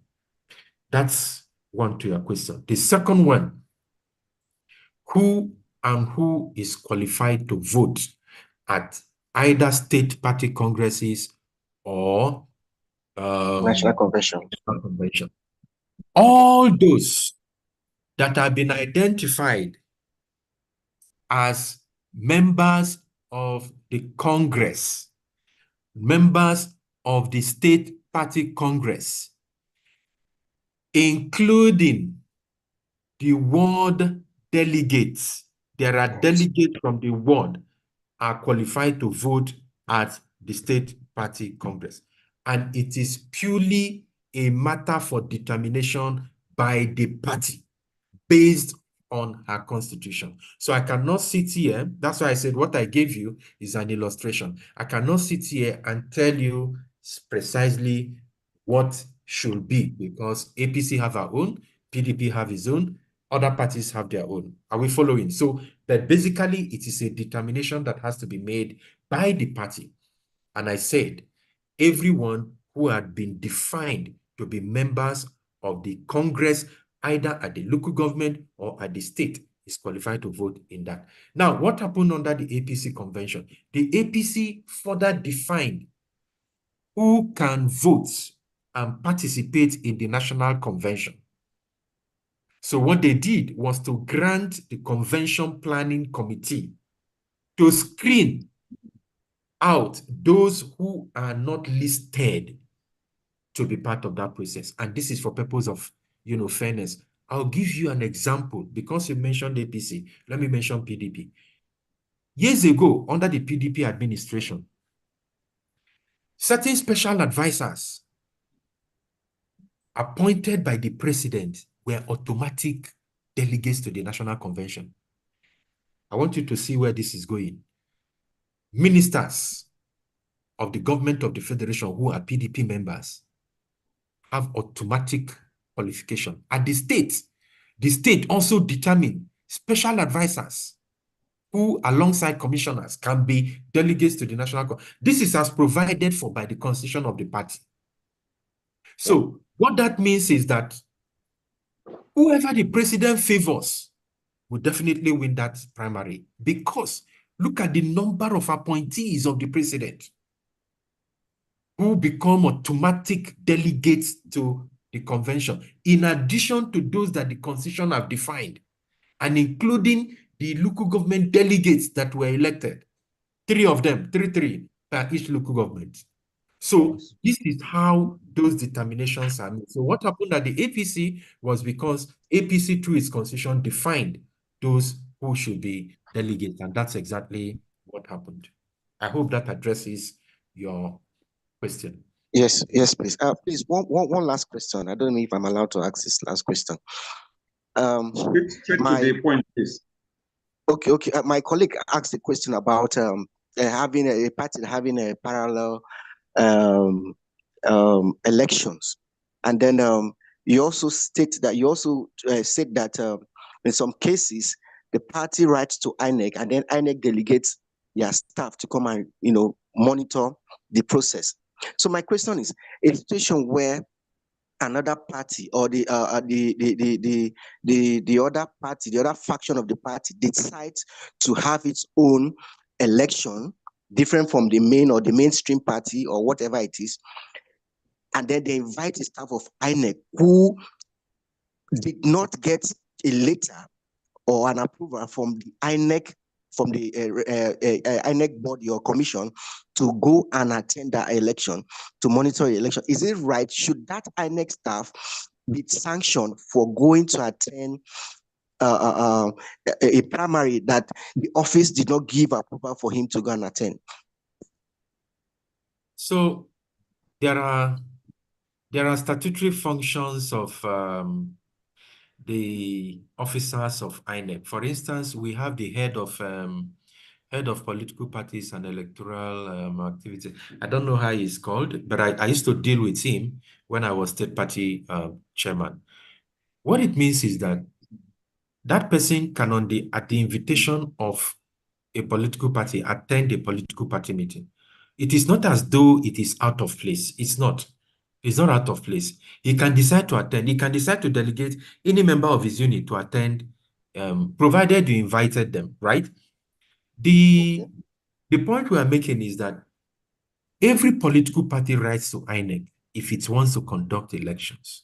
So you can write to the State Electoral Commission or the Resident Electoral Commission to say the party wishes to conduct its convention, and you give out your timetable and you share with the Resident Electoral Commission. So he sees that the party has outlined a party timetable, because there's always a timetable for all the congresses that will happen, culminating to the State Party Congress. So the Resident Electoral Commission is aware and will delegate somebody or persons to be part of this process. A parallel Congress usually happens after a process had been enunciated and some members of the party feel aggrieved by the way that the things have been done and decide to form a parallel party. So they also invite the head of the unit in charge of political parties and all that to their meeting. And during the meeting, they then hold a Congress. A lot of times, this is what happens. During the meeting, they hold those congresses. But in my own time, we wrote directly and we stated why we want to do that, and we gave a timetable as requested to INEC, and they sent people to come. In fact, in one occasion, I had almost 2 nominees from INEC office who were interested and came to witness our meeting, and they signed off. They were delegated to come and be part of that, congresses that were done. But like I said, if you have individuals who are major financiers of the party who have the wherewithal to fund, because there are people who can fund congresses. So it's not only the party that has the resources. There are individuals on their own, single individuals who can fund entire congresses in a state. I'm sure you'll be wondering, that is the extent to which people can be interested, when they want to do things. So there are such people, and we saw them. We've encountered all of these kind of things. Okay, so that happens. And because they are so well connected and they have the means, they can bring anybody to come and monitor their elections, which is usually the basis for some of the controversies that you have. Secondly, sometimes they do that to make a point, to say that, look, a child who says his mother will not sleep will also not sleep. So it is the same thing. They say, okay, I may not have it, but I'll give you people the hard time and cause a lot of problem in the party, such that the party may even lose. Sometimes this is the underlying reason behind the parallel Congress. If you don't allow me, I will also not allow you. And we'll fight the matter to the very last to make sure that you don't succeed, I don't succeed. Another person will win the day. These are some of the underlying things. There are lots and lots of shenanigans that happen at that level. Over to you, Mr. Moderator. Thank you. I'm sure Thank you, sir. Yes. Thank you, sir. David, if you can hear me, ask your question. Be brief and direct, because there are other people waiting on the line, and also there are questions on the chat box. Thank you. Okay, thank you very much, sir, Mr. Moderator, and thank you, sir, our facilitator, for an amazing detailed session. I have 2 questions. Basically, the first is, from your name, I understand you are not an indigenous of the earth.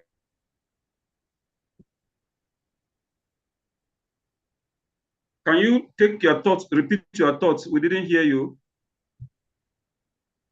Many understand people would rather register in a political party at their ward level.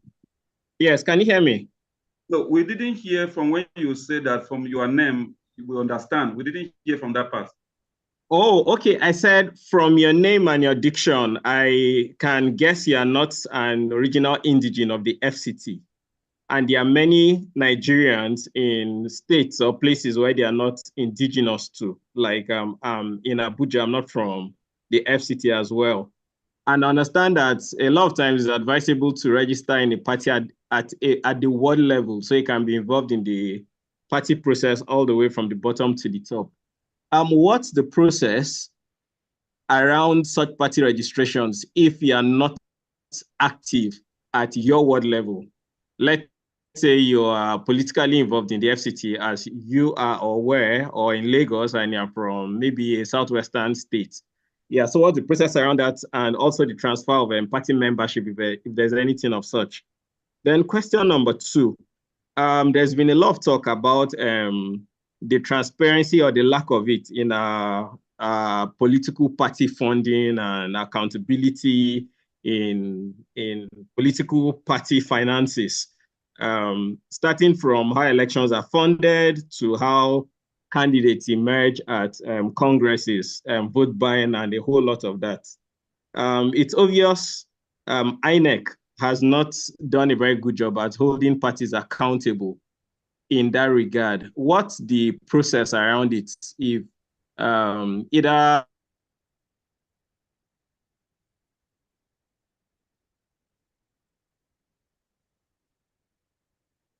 Okay.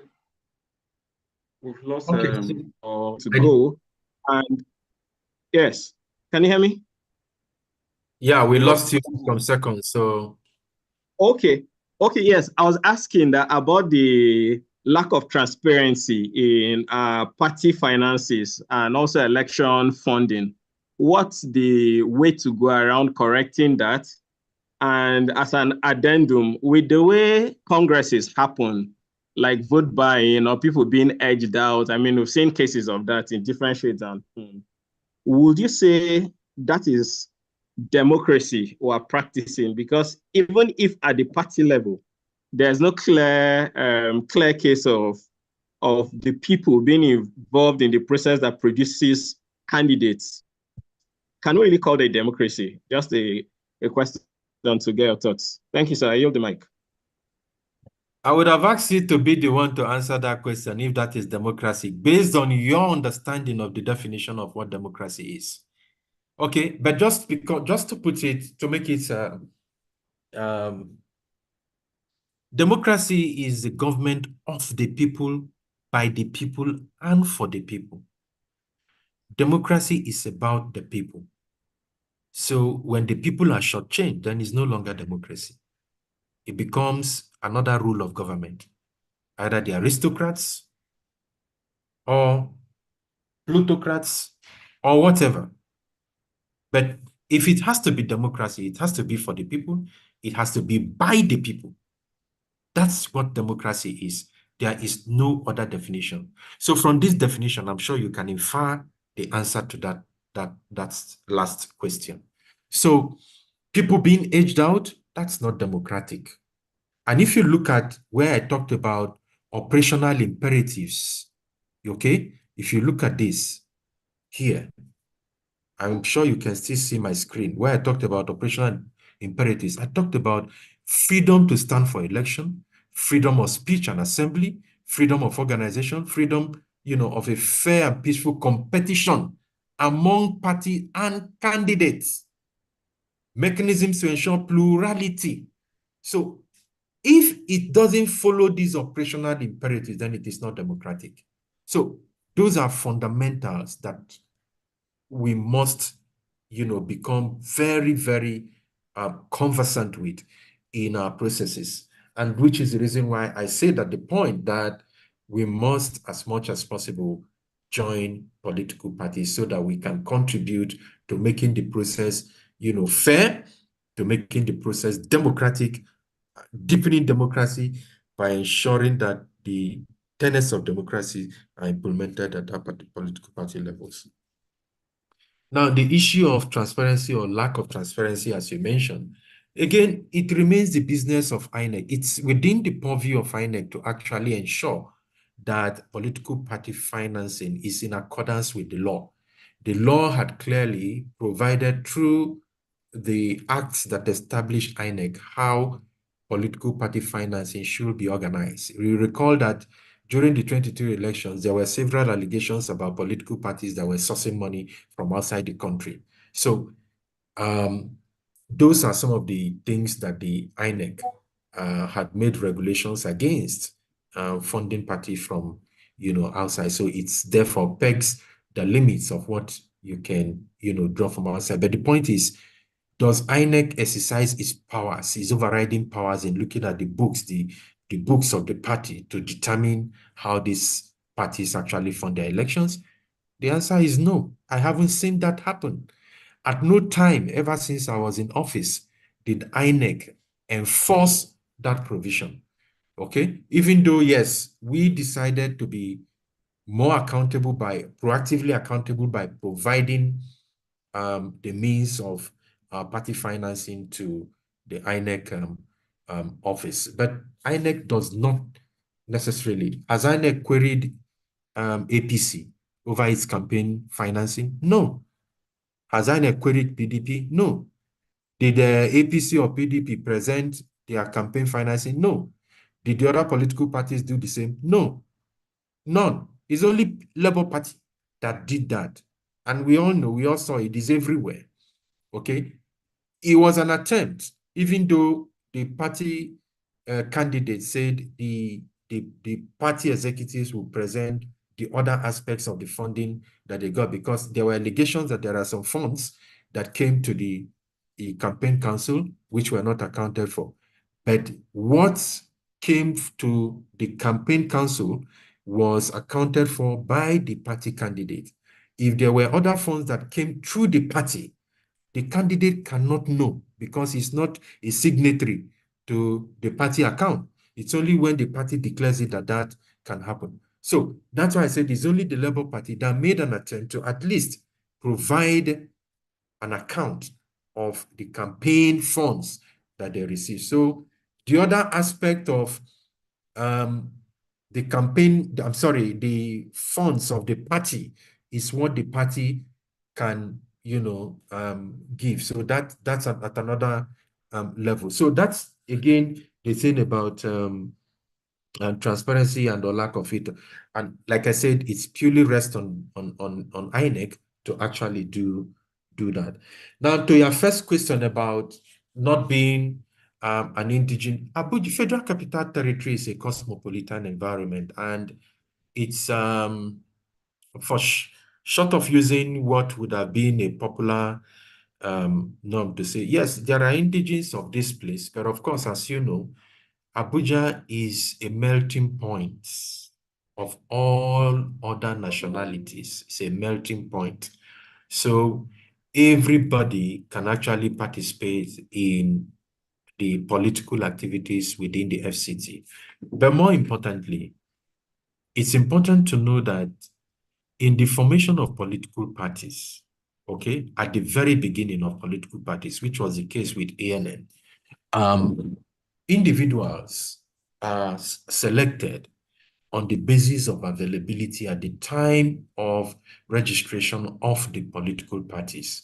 Now, but beyond there, if I am in FCT, as I am, and in my ward I am very active and become very popular to the extent that my ward nominates me to the center at the state level in a political party, I can stand for any political party position, any, including the chair of that political party. I'll give you another example. There's a man called Joe Igbokwe. I'm sure a lot of us know Joe Igbokwe. Joe Igbokwe is based in Lagos. We all know that Joe Igbokwe has been a political party leader in Lagos State. From his name, you know very well he's not from Lagos. But he has been a political party leader. He has been the publicity secretary of the party in Lagos State for a long time, over a decade. And he's still there. There are also people who are not from Lagos who won legislative seats in Lagos State. And we have in other places as well. So, again, this is in accordance with what a lot of us have been clamoring for, to abandon this whole thing about indigenship and focus on residency. If you are resident here and you've given all that you have in this place, In fact, I can tell you, some of us have given more than what some indigenes have given in this place, in this state, called FCT. FCT is not a state, it's a federal capital territory. So also has some people giving so much in the states of their residence than even those that are indigenous in those states. The question is, do they also qualify to contest? So far, to the extent that I know, there is no law that bars them from any position.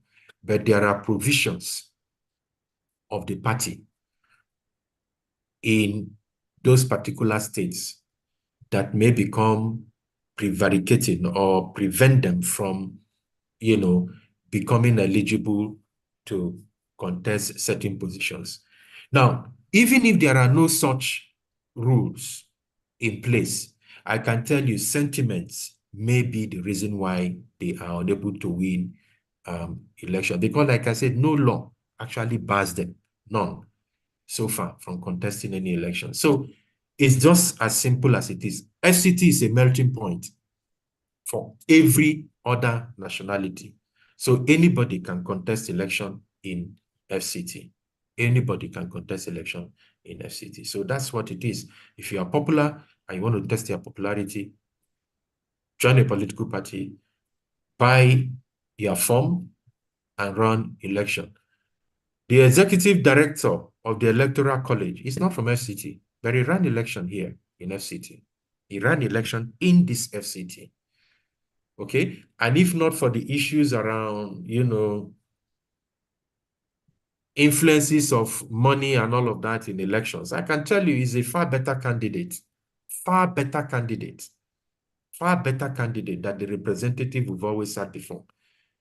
The current senator is a new person that we are testing. And of course, people were tired of the old horse that was on that seat, So people didn't just want the status quo. They wanted a change. They wanted to see if they can have a breeder. They can have someone who can truly, truly, truly be a representative of the FCT people in the National Assembly. And that was why Ireti Kingibe was overwhelmingly voted for to represent the people of FCT.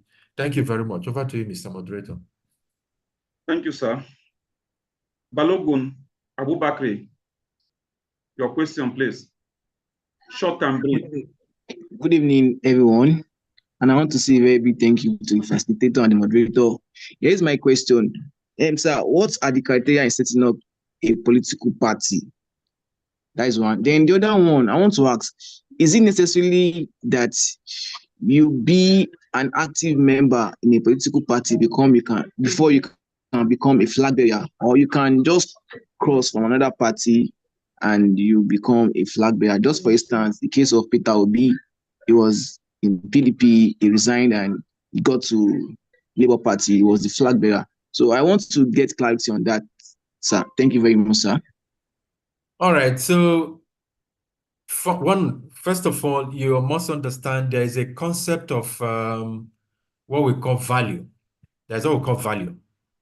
You must have political value for you to be seen to be a go-to person.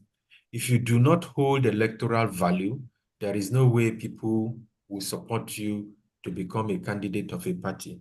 First of all, P2B met the requirements for switching political parties to become a candidate. He met that.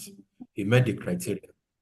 The law requires that I think he must have been a member of that party for a period of up to like 6 months or so. I think so. He met. I can't remember exactly what it is, but fundamentally he met the requirement to become a member of the party and a candidate of that particular party.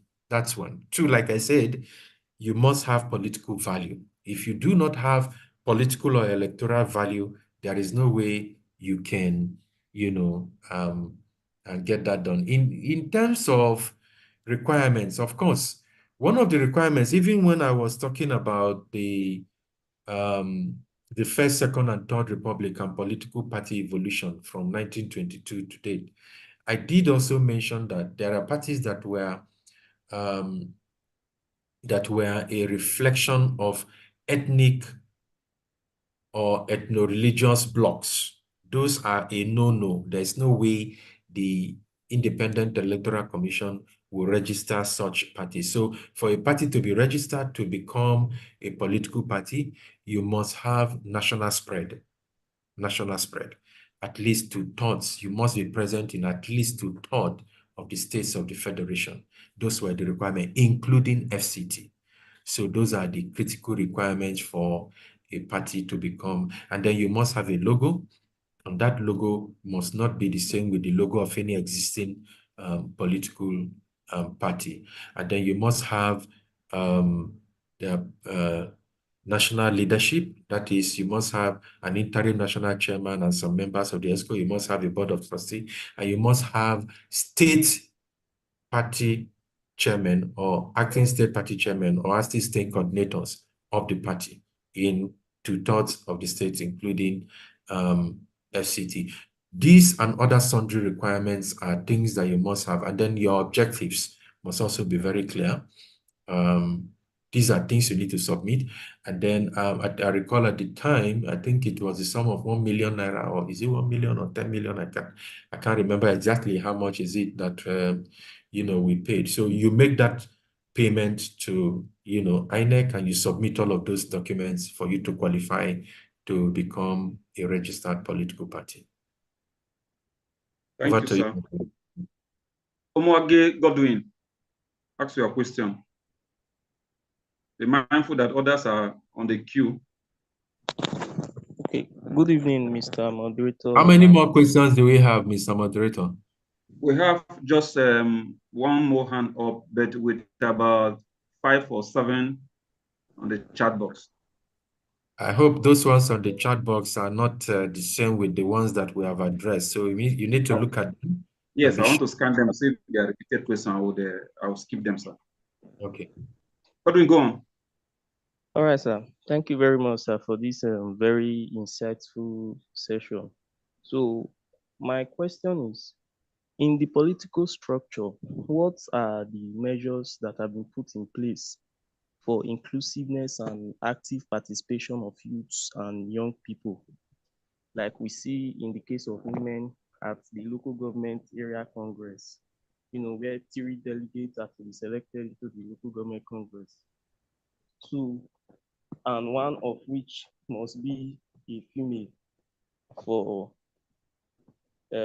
gender equality. So what measures have been put in place for youth and for young people? Then the second one is, although somebody have asked already, but I just want to know, for us to have a more, a national beneficial political system where candidates that are selected at the national convention can be able to represent the interests of the people if eventually elected. What is the selection criteria that are used by the parties, political parties, for the national convention? And also, okay, so I think we've addressed the second part of the question earlier, but just for emphasis, let me begin with the first: inclusiveness of youths and participation in political parties activities. Just to say that, in my opinion, I think we cannot overemphasize the inclusiveness of youths, because what is the percentage of the elderly as compared to the percentage of youths in every system? If you go by the definition, who is a youth? Okay, so you find out that the youths are more in number in almost all the political parties. The young youths are more in number.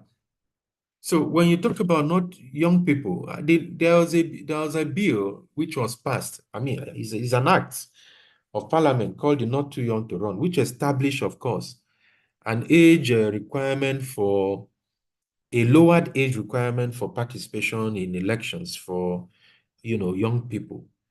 And how much of this have the youth been able to, activate?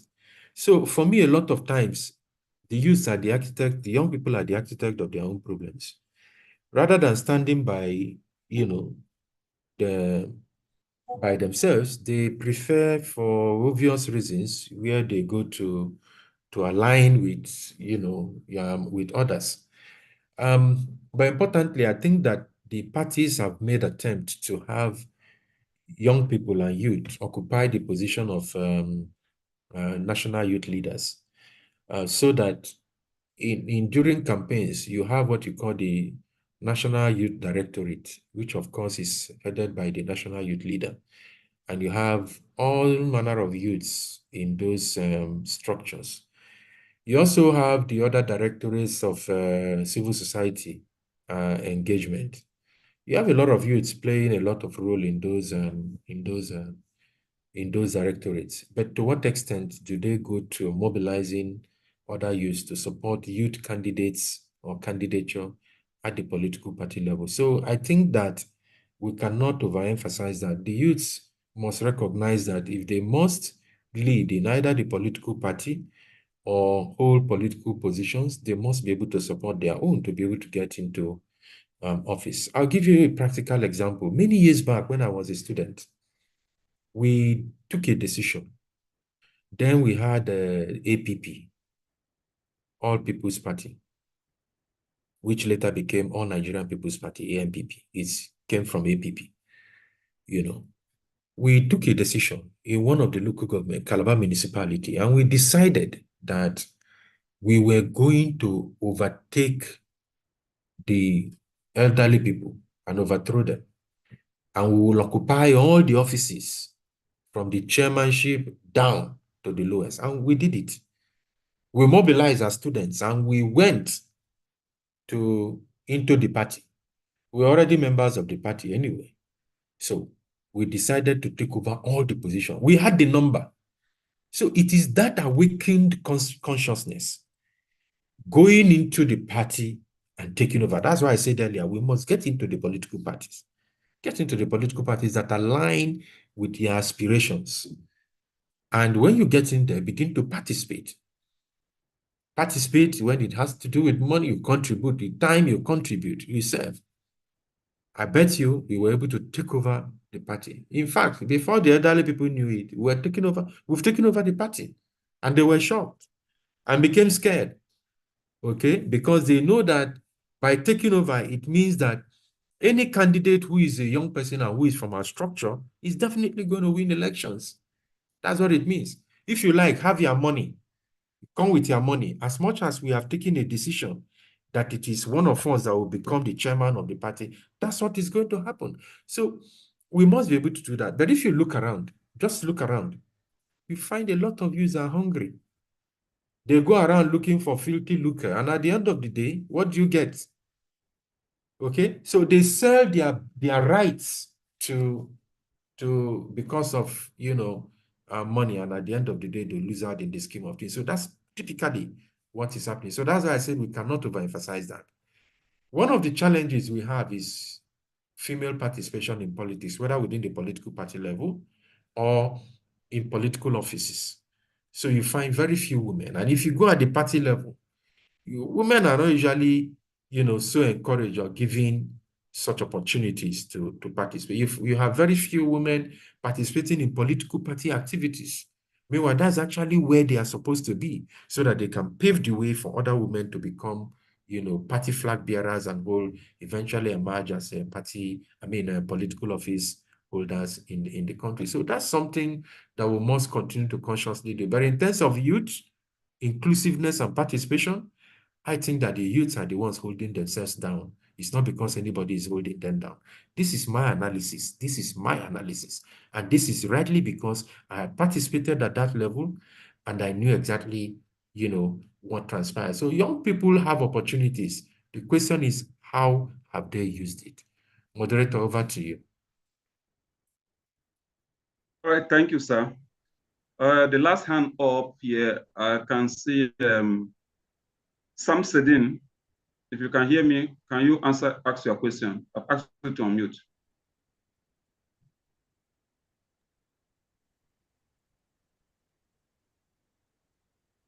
Yeah, I'm sorry to drag this class. There was a point where our facilitator was answering a question and he emphasized, I quote, that FCT is not a state, it's Federal Capital Territory. And from some political parties constitution we've been exposed to, we get to see some clauses where it's just in most item on the constitution is that the FCT is meant to be treated as the 37th state. So that takes me back to the 2023 election where we had divided opinions and people's submission about FCT being a state as regards the outcome of the election and how the eventual winner did not get 25% from the FCT. So in this line, I want to ask you if your opinion of FCT being the Federal Capital Territory, not a state, applies to that narrative of FCT not being a state during 2020 election. Thank you. Sorry for dragging the class. Thank you, sir. Thank you. Good point. The court have answered it. The court said FCT is a state. And we asked the question, if FCT is a state, where is his own state legislature? You see, our judiciary has set us back in several ways. And I'm not a lawyer, but I've had a lot of legal sound minds say this in several occasions. Our judiciary is one of the biggest problems we have. Now, with respect to 2023 elections, one of the biggest arguments is the fact that FCT alone is not enough to invalidate what has happened in other states. Well, that argument may seem to be logical. It may seem to be logical that one state cannot invalidate. That is to say, if you are meant to have two-thirds to win, to have 25% in two-thirds of the states, and you already have even more than two-thirds of the states, the fact that you do not have FCT should not invalidate what you already have. That was the argument, and the court upheld that argument and said FCT can be seen as a state. Let's go back to the Nigerian constitution. Does the constitution recognize FCT as a state? FCT is not a state. That's why it is tagged Federal Capital Territory. If it is a state, who is the governor? I don't know the governor of FCT. I don't know the Speaker of the House of FCT. I don't know. So please permit me to exercise my legal naivety here. I don't know who the Speaker is. I don't know who the governor is, because there is no governor. We did not elect a governor for the FCT. If you know one, please show me. If you know the Speaker of the House of Assembly of FCT, show me. If you can show me, and if you can show me the Constitution, where the Constitution defined FCT as a state, please point it out. Let's see. What I know is that the Constitution identifies 36 states plus. Why must you use plus? If it is 37, just say 37 states. There was a time Nigeria had 12 states. There was nothing like 12 states plus one. There was a time. So today we have 36 states plus FCT. That is what we know. That is what is in the Constitution. But our judiciary said FCT is a state. I don't know when FCT became a state. So maybe by judicial pronouncement, that is to them. They can hold their opinion. But yes, I respect whatever ruling that they had given. That's why we are here. So my own opinion is that where I am standing right now, there is nothing like a state in FCT, because a state has a clearly defined boundary. It has a governor sitting in that defined boundary. It has a legislative house headed by a speaker that is elected. If it is here, no one had pointed it out to me, and I don't know one. It's just as simple as that. So that's my position. You wanted my opinion, I have given you. Thank you. Thank you, sir. From the chat box, Mr. David Achobolo is asking, Where does the FCT minister, Nyesom Wike, pay his party remittances, being a PDP member in an APC government? This person must be a troublemaker. You want Wike to come after me? Eh? So, to be honest, I don't know. That's why I said some people are larger than the political parties that they claim to belong to. So Nyesom Wike said he's still a member of the political party, and you and I have seen him in PDP. Even when the highest organ of the party is meeting, he is there.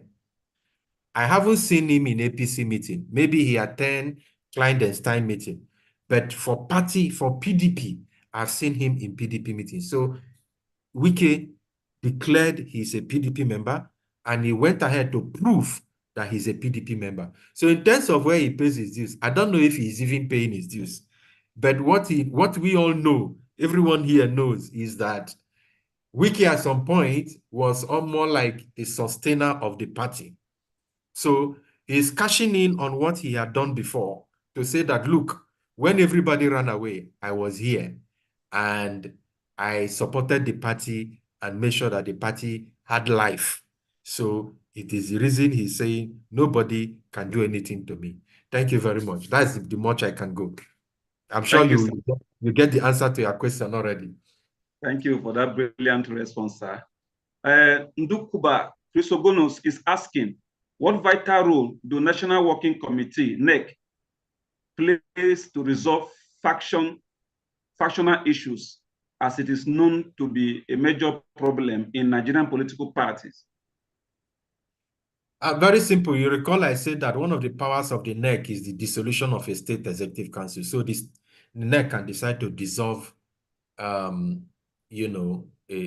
state chapter of a party and set up a caretaker committee, and it's final. Whatever decision taken by NEC with respect to dissolution of a state chapter is final. Nothing anyone can do about it. So if you have a faction at a state level, the NEC can decide to, sanction the erring faction, because you see, every state chapter election is monitored by the national. In fact, in most instances, is the national that conducts the state chapter elections. So what it means is that the state party congress, okay, does the votes during the state party congress to elect the officials. But of course, you have representative of the NWC who superintend over the election of the state working committee. So that, and they are giving certificate of return. This is the problem. When an ESCO is giving a certificate of return and a faction is coming from nowhere, it can't stand. It can't stand. So it means that that faction is doing anti-party activities and is liable to sanctions by the National Executive Committee. Thank you, sir. Oluwasegun Michael Adeniran is asking, can he register in any political party anytime from now or at this stipulated time of the year? At any time of the year, you can register for any political party. Thank you, sir. The membership register at the ward. Okay. Any time you go there, just identify the party, the ward executive, and they will register you. Abdulaziz Lawal is asking, can we associate current governance failure to political parties' failure and their excessive finance, and how can this be curbed? Can we identify what? Can we associate current governance failure to political parties' failure and excessive financing? Yeah, we can actually arrogate the failure in governance to political parties, because political parties are the gateway to political office holders. What do I mean? Every political office holder emerges from a political party. So the question is, how well do the party officials screen these individuals before they give them ticket? How well? So this is the problem. So you have situations where people who have the means just corner the leadership of the party, and they are given tickets and they go there, contest, and become what they become. So at the end of the day, we begin to see the kind of terrible leadership that we have because the party did not exercise full authority in actually sieving out credible candidates. Okay, so this is exactly what happened. So that's why we must hold party officials responsible. In fact, when I was chairman, people were asking me, why is it that you are not taking the liberty of contesting this election? Why do you choose to go for party position? This was at the time I was going to contest for the national vice chairman of the party. Okay, so I told them, look, political parties are the gateway through which our political officers emerge. So I'm interested in looking at who are the candidates that emerge from all our political party processes. I was interested in making sure that there are systems in place to ensure that only credible individuals are given the party ticket to stand for, elections. So political parties are the gateway, and they are very important. So if you have failures in leadership that you have, it is because the political parties have failed to own up to their responsibilities. And that's why we have all the kind of things that we're having today. Yeah, thank you so much, sir. And that will be all. Other questions there have been screened, the ones you answered. If your question was asked and then I didn't call it, go to the chat box and see I made a comment there if it has been answered before. So at this point, sir, I really want to thank you on behalf of the college for this intellectual journey. Students, you have all heard it. I believe that going forward, your pseudo-political parties will be better structured and better organized. We begin here to implement whatever we learn before we take it to the secular society. Thank you once again, sir. We really appreciate you. Students, I want you to unmute and then say a word of thank you to our facilitator. You can quite agree that it was very, very informative. And so unmute and thank your teacher, please.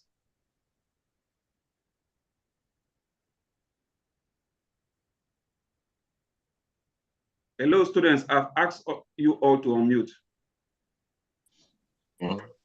Thank you very much, sir. Thank you very much.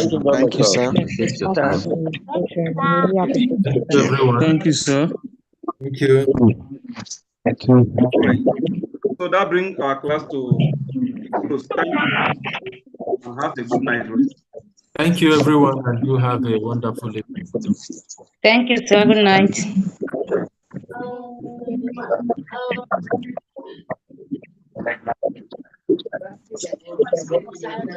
Thank you, sir. Thank you.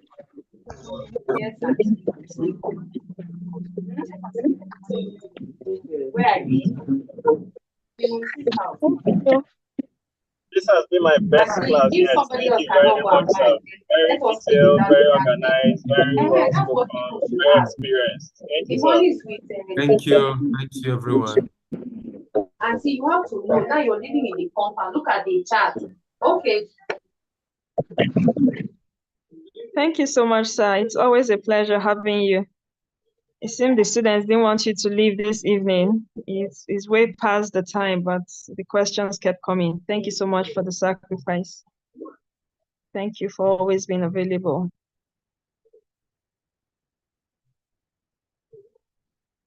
All right, so for the students, classes continue next weekend, but expect an assignment within the course of the week. So everyone have a lovely week. Thank you.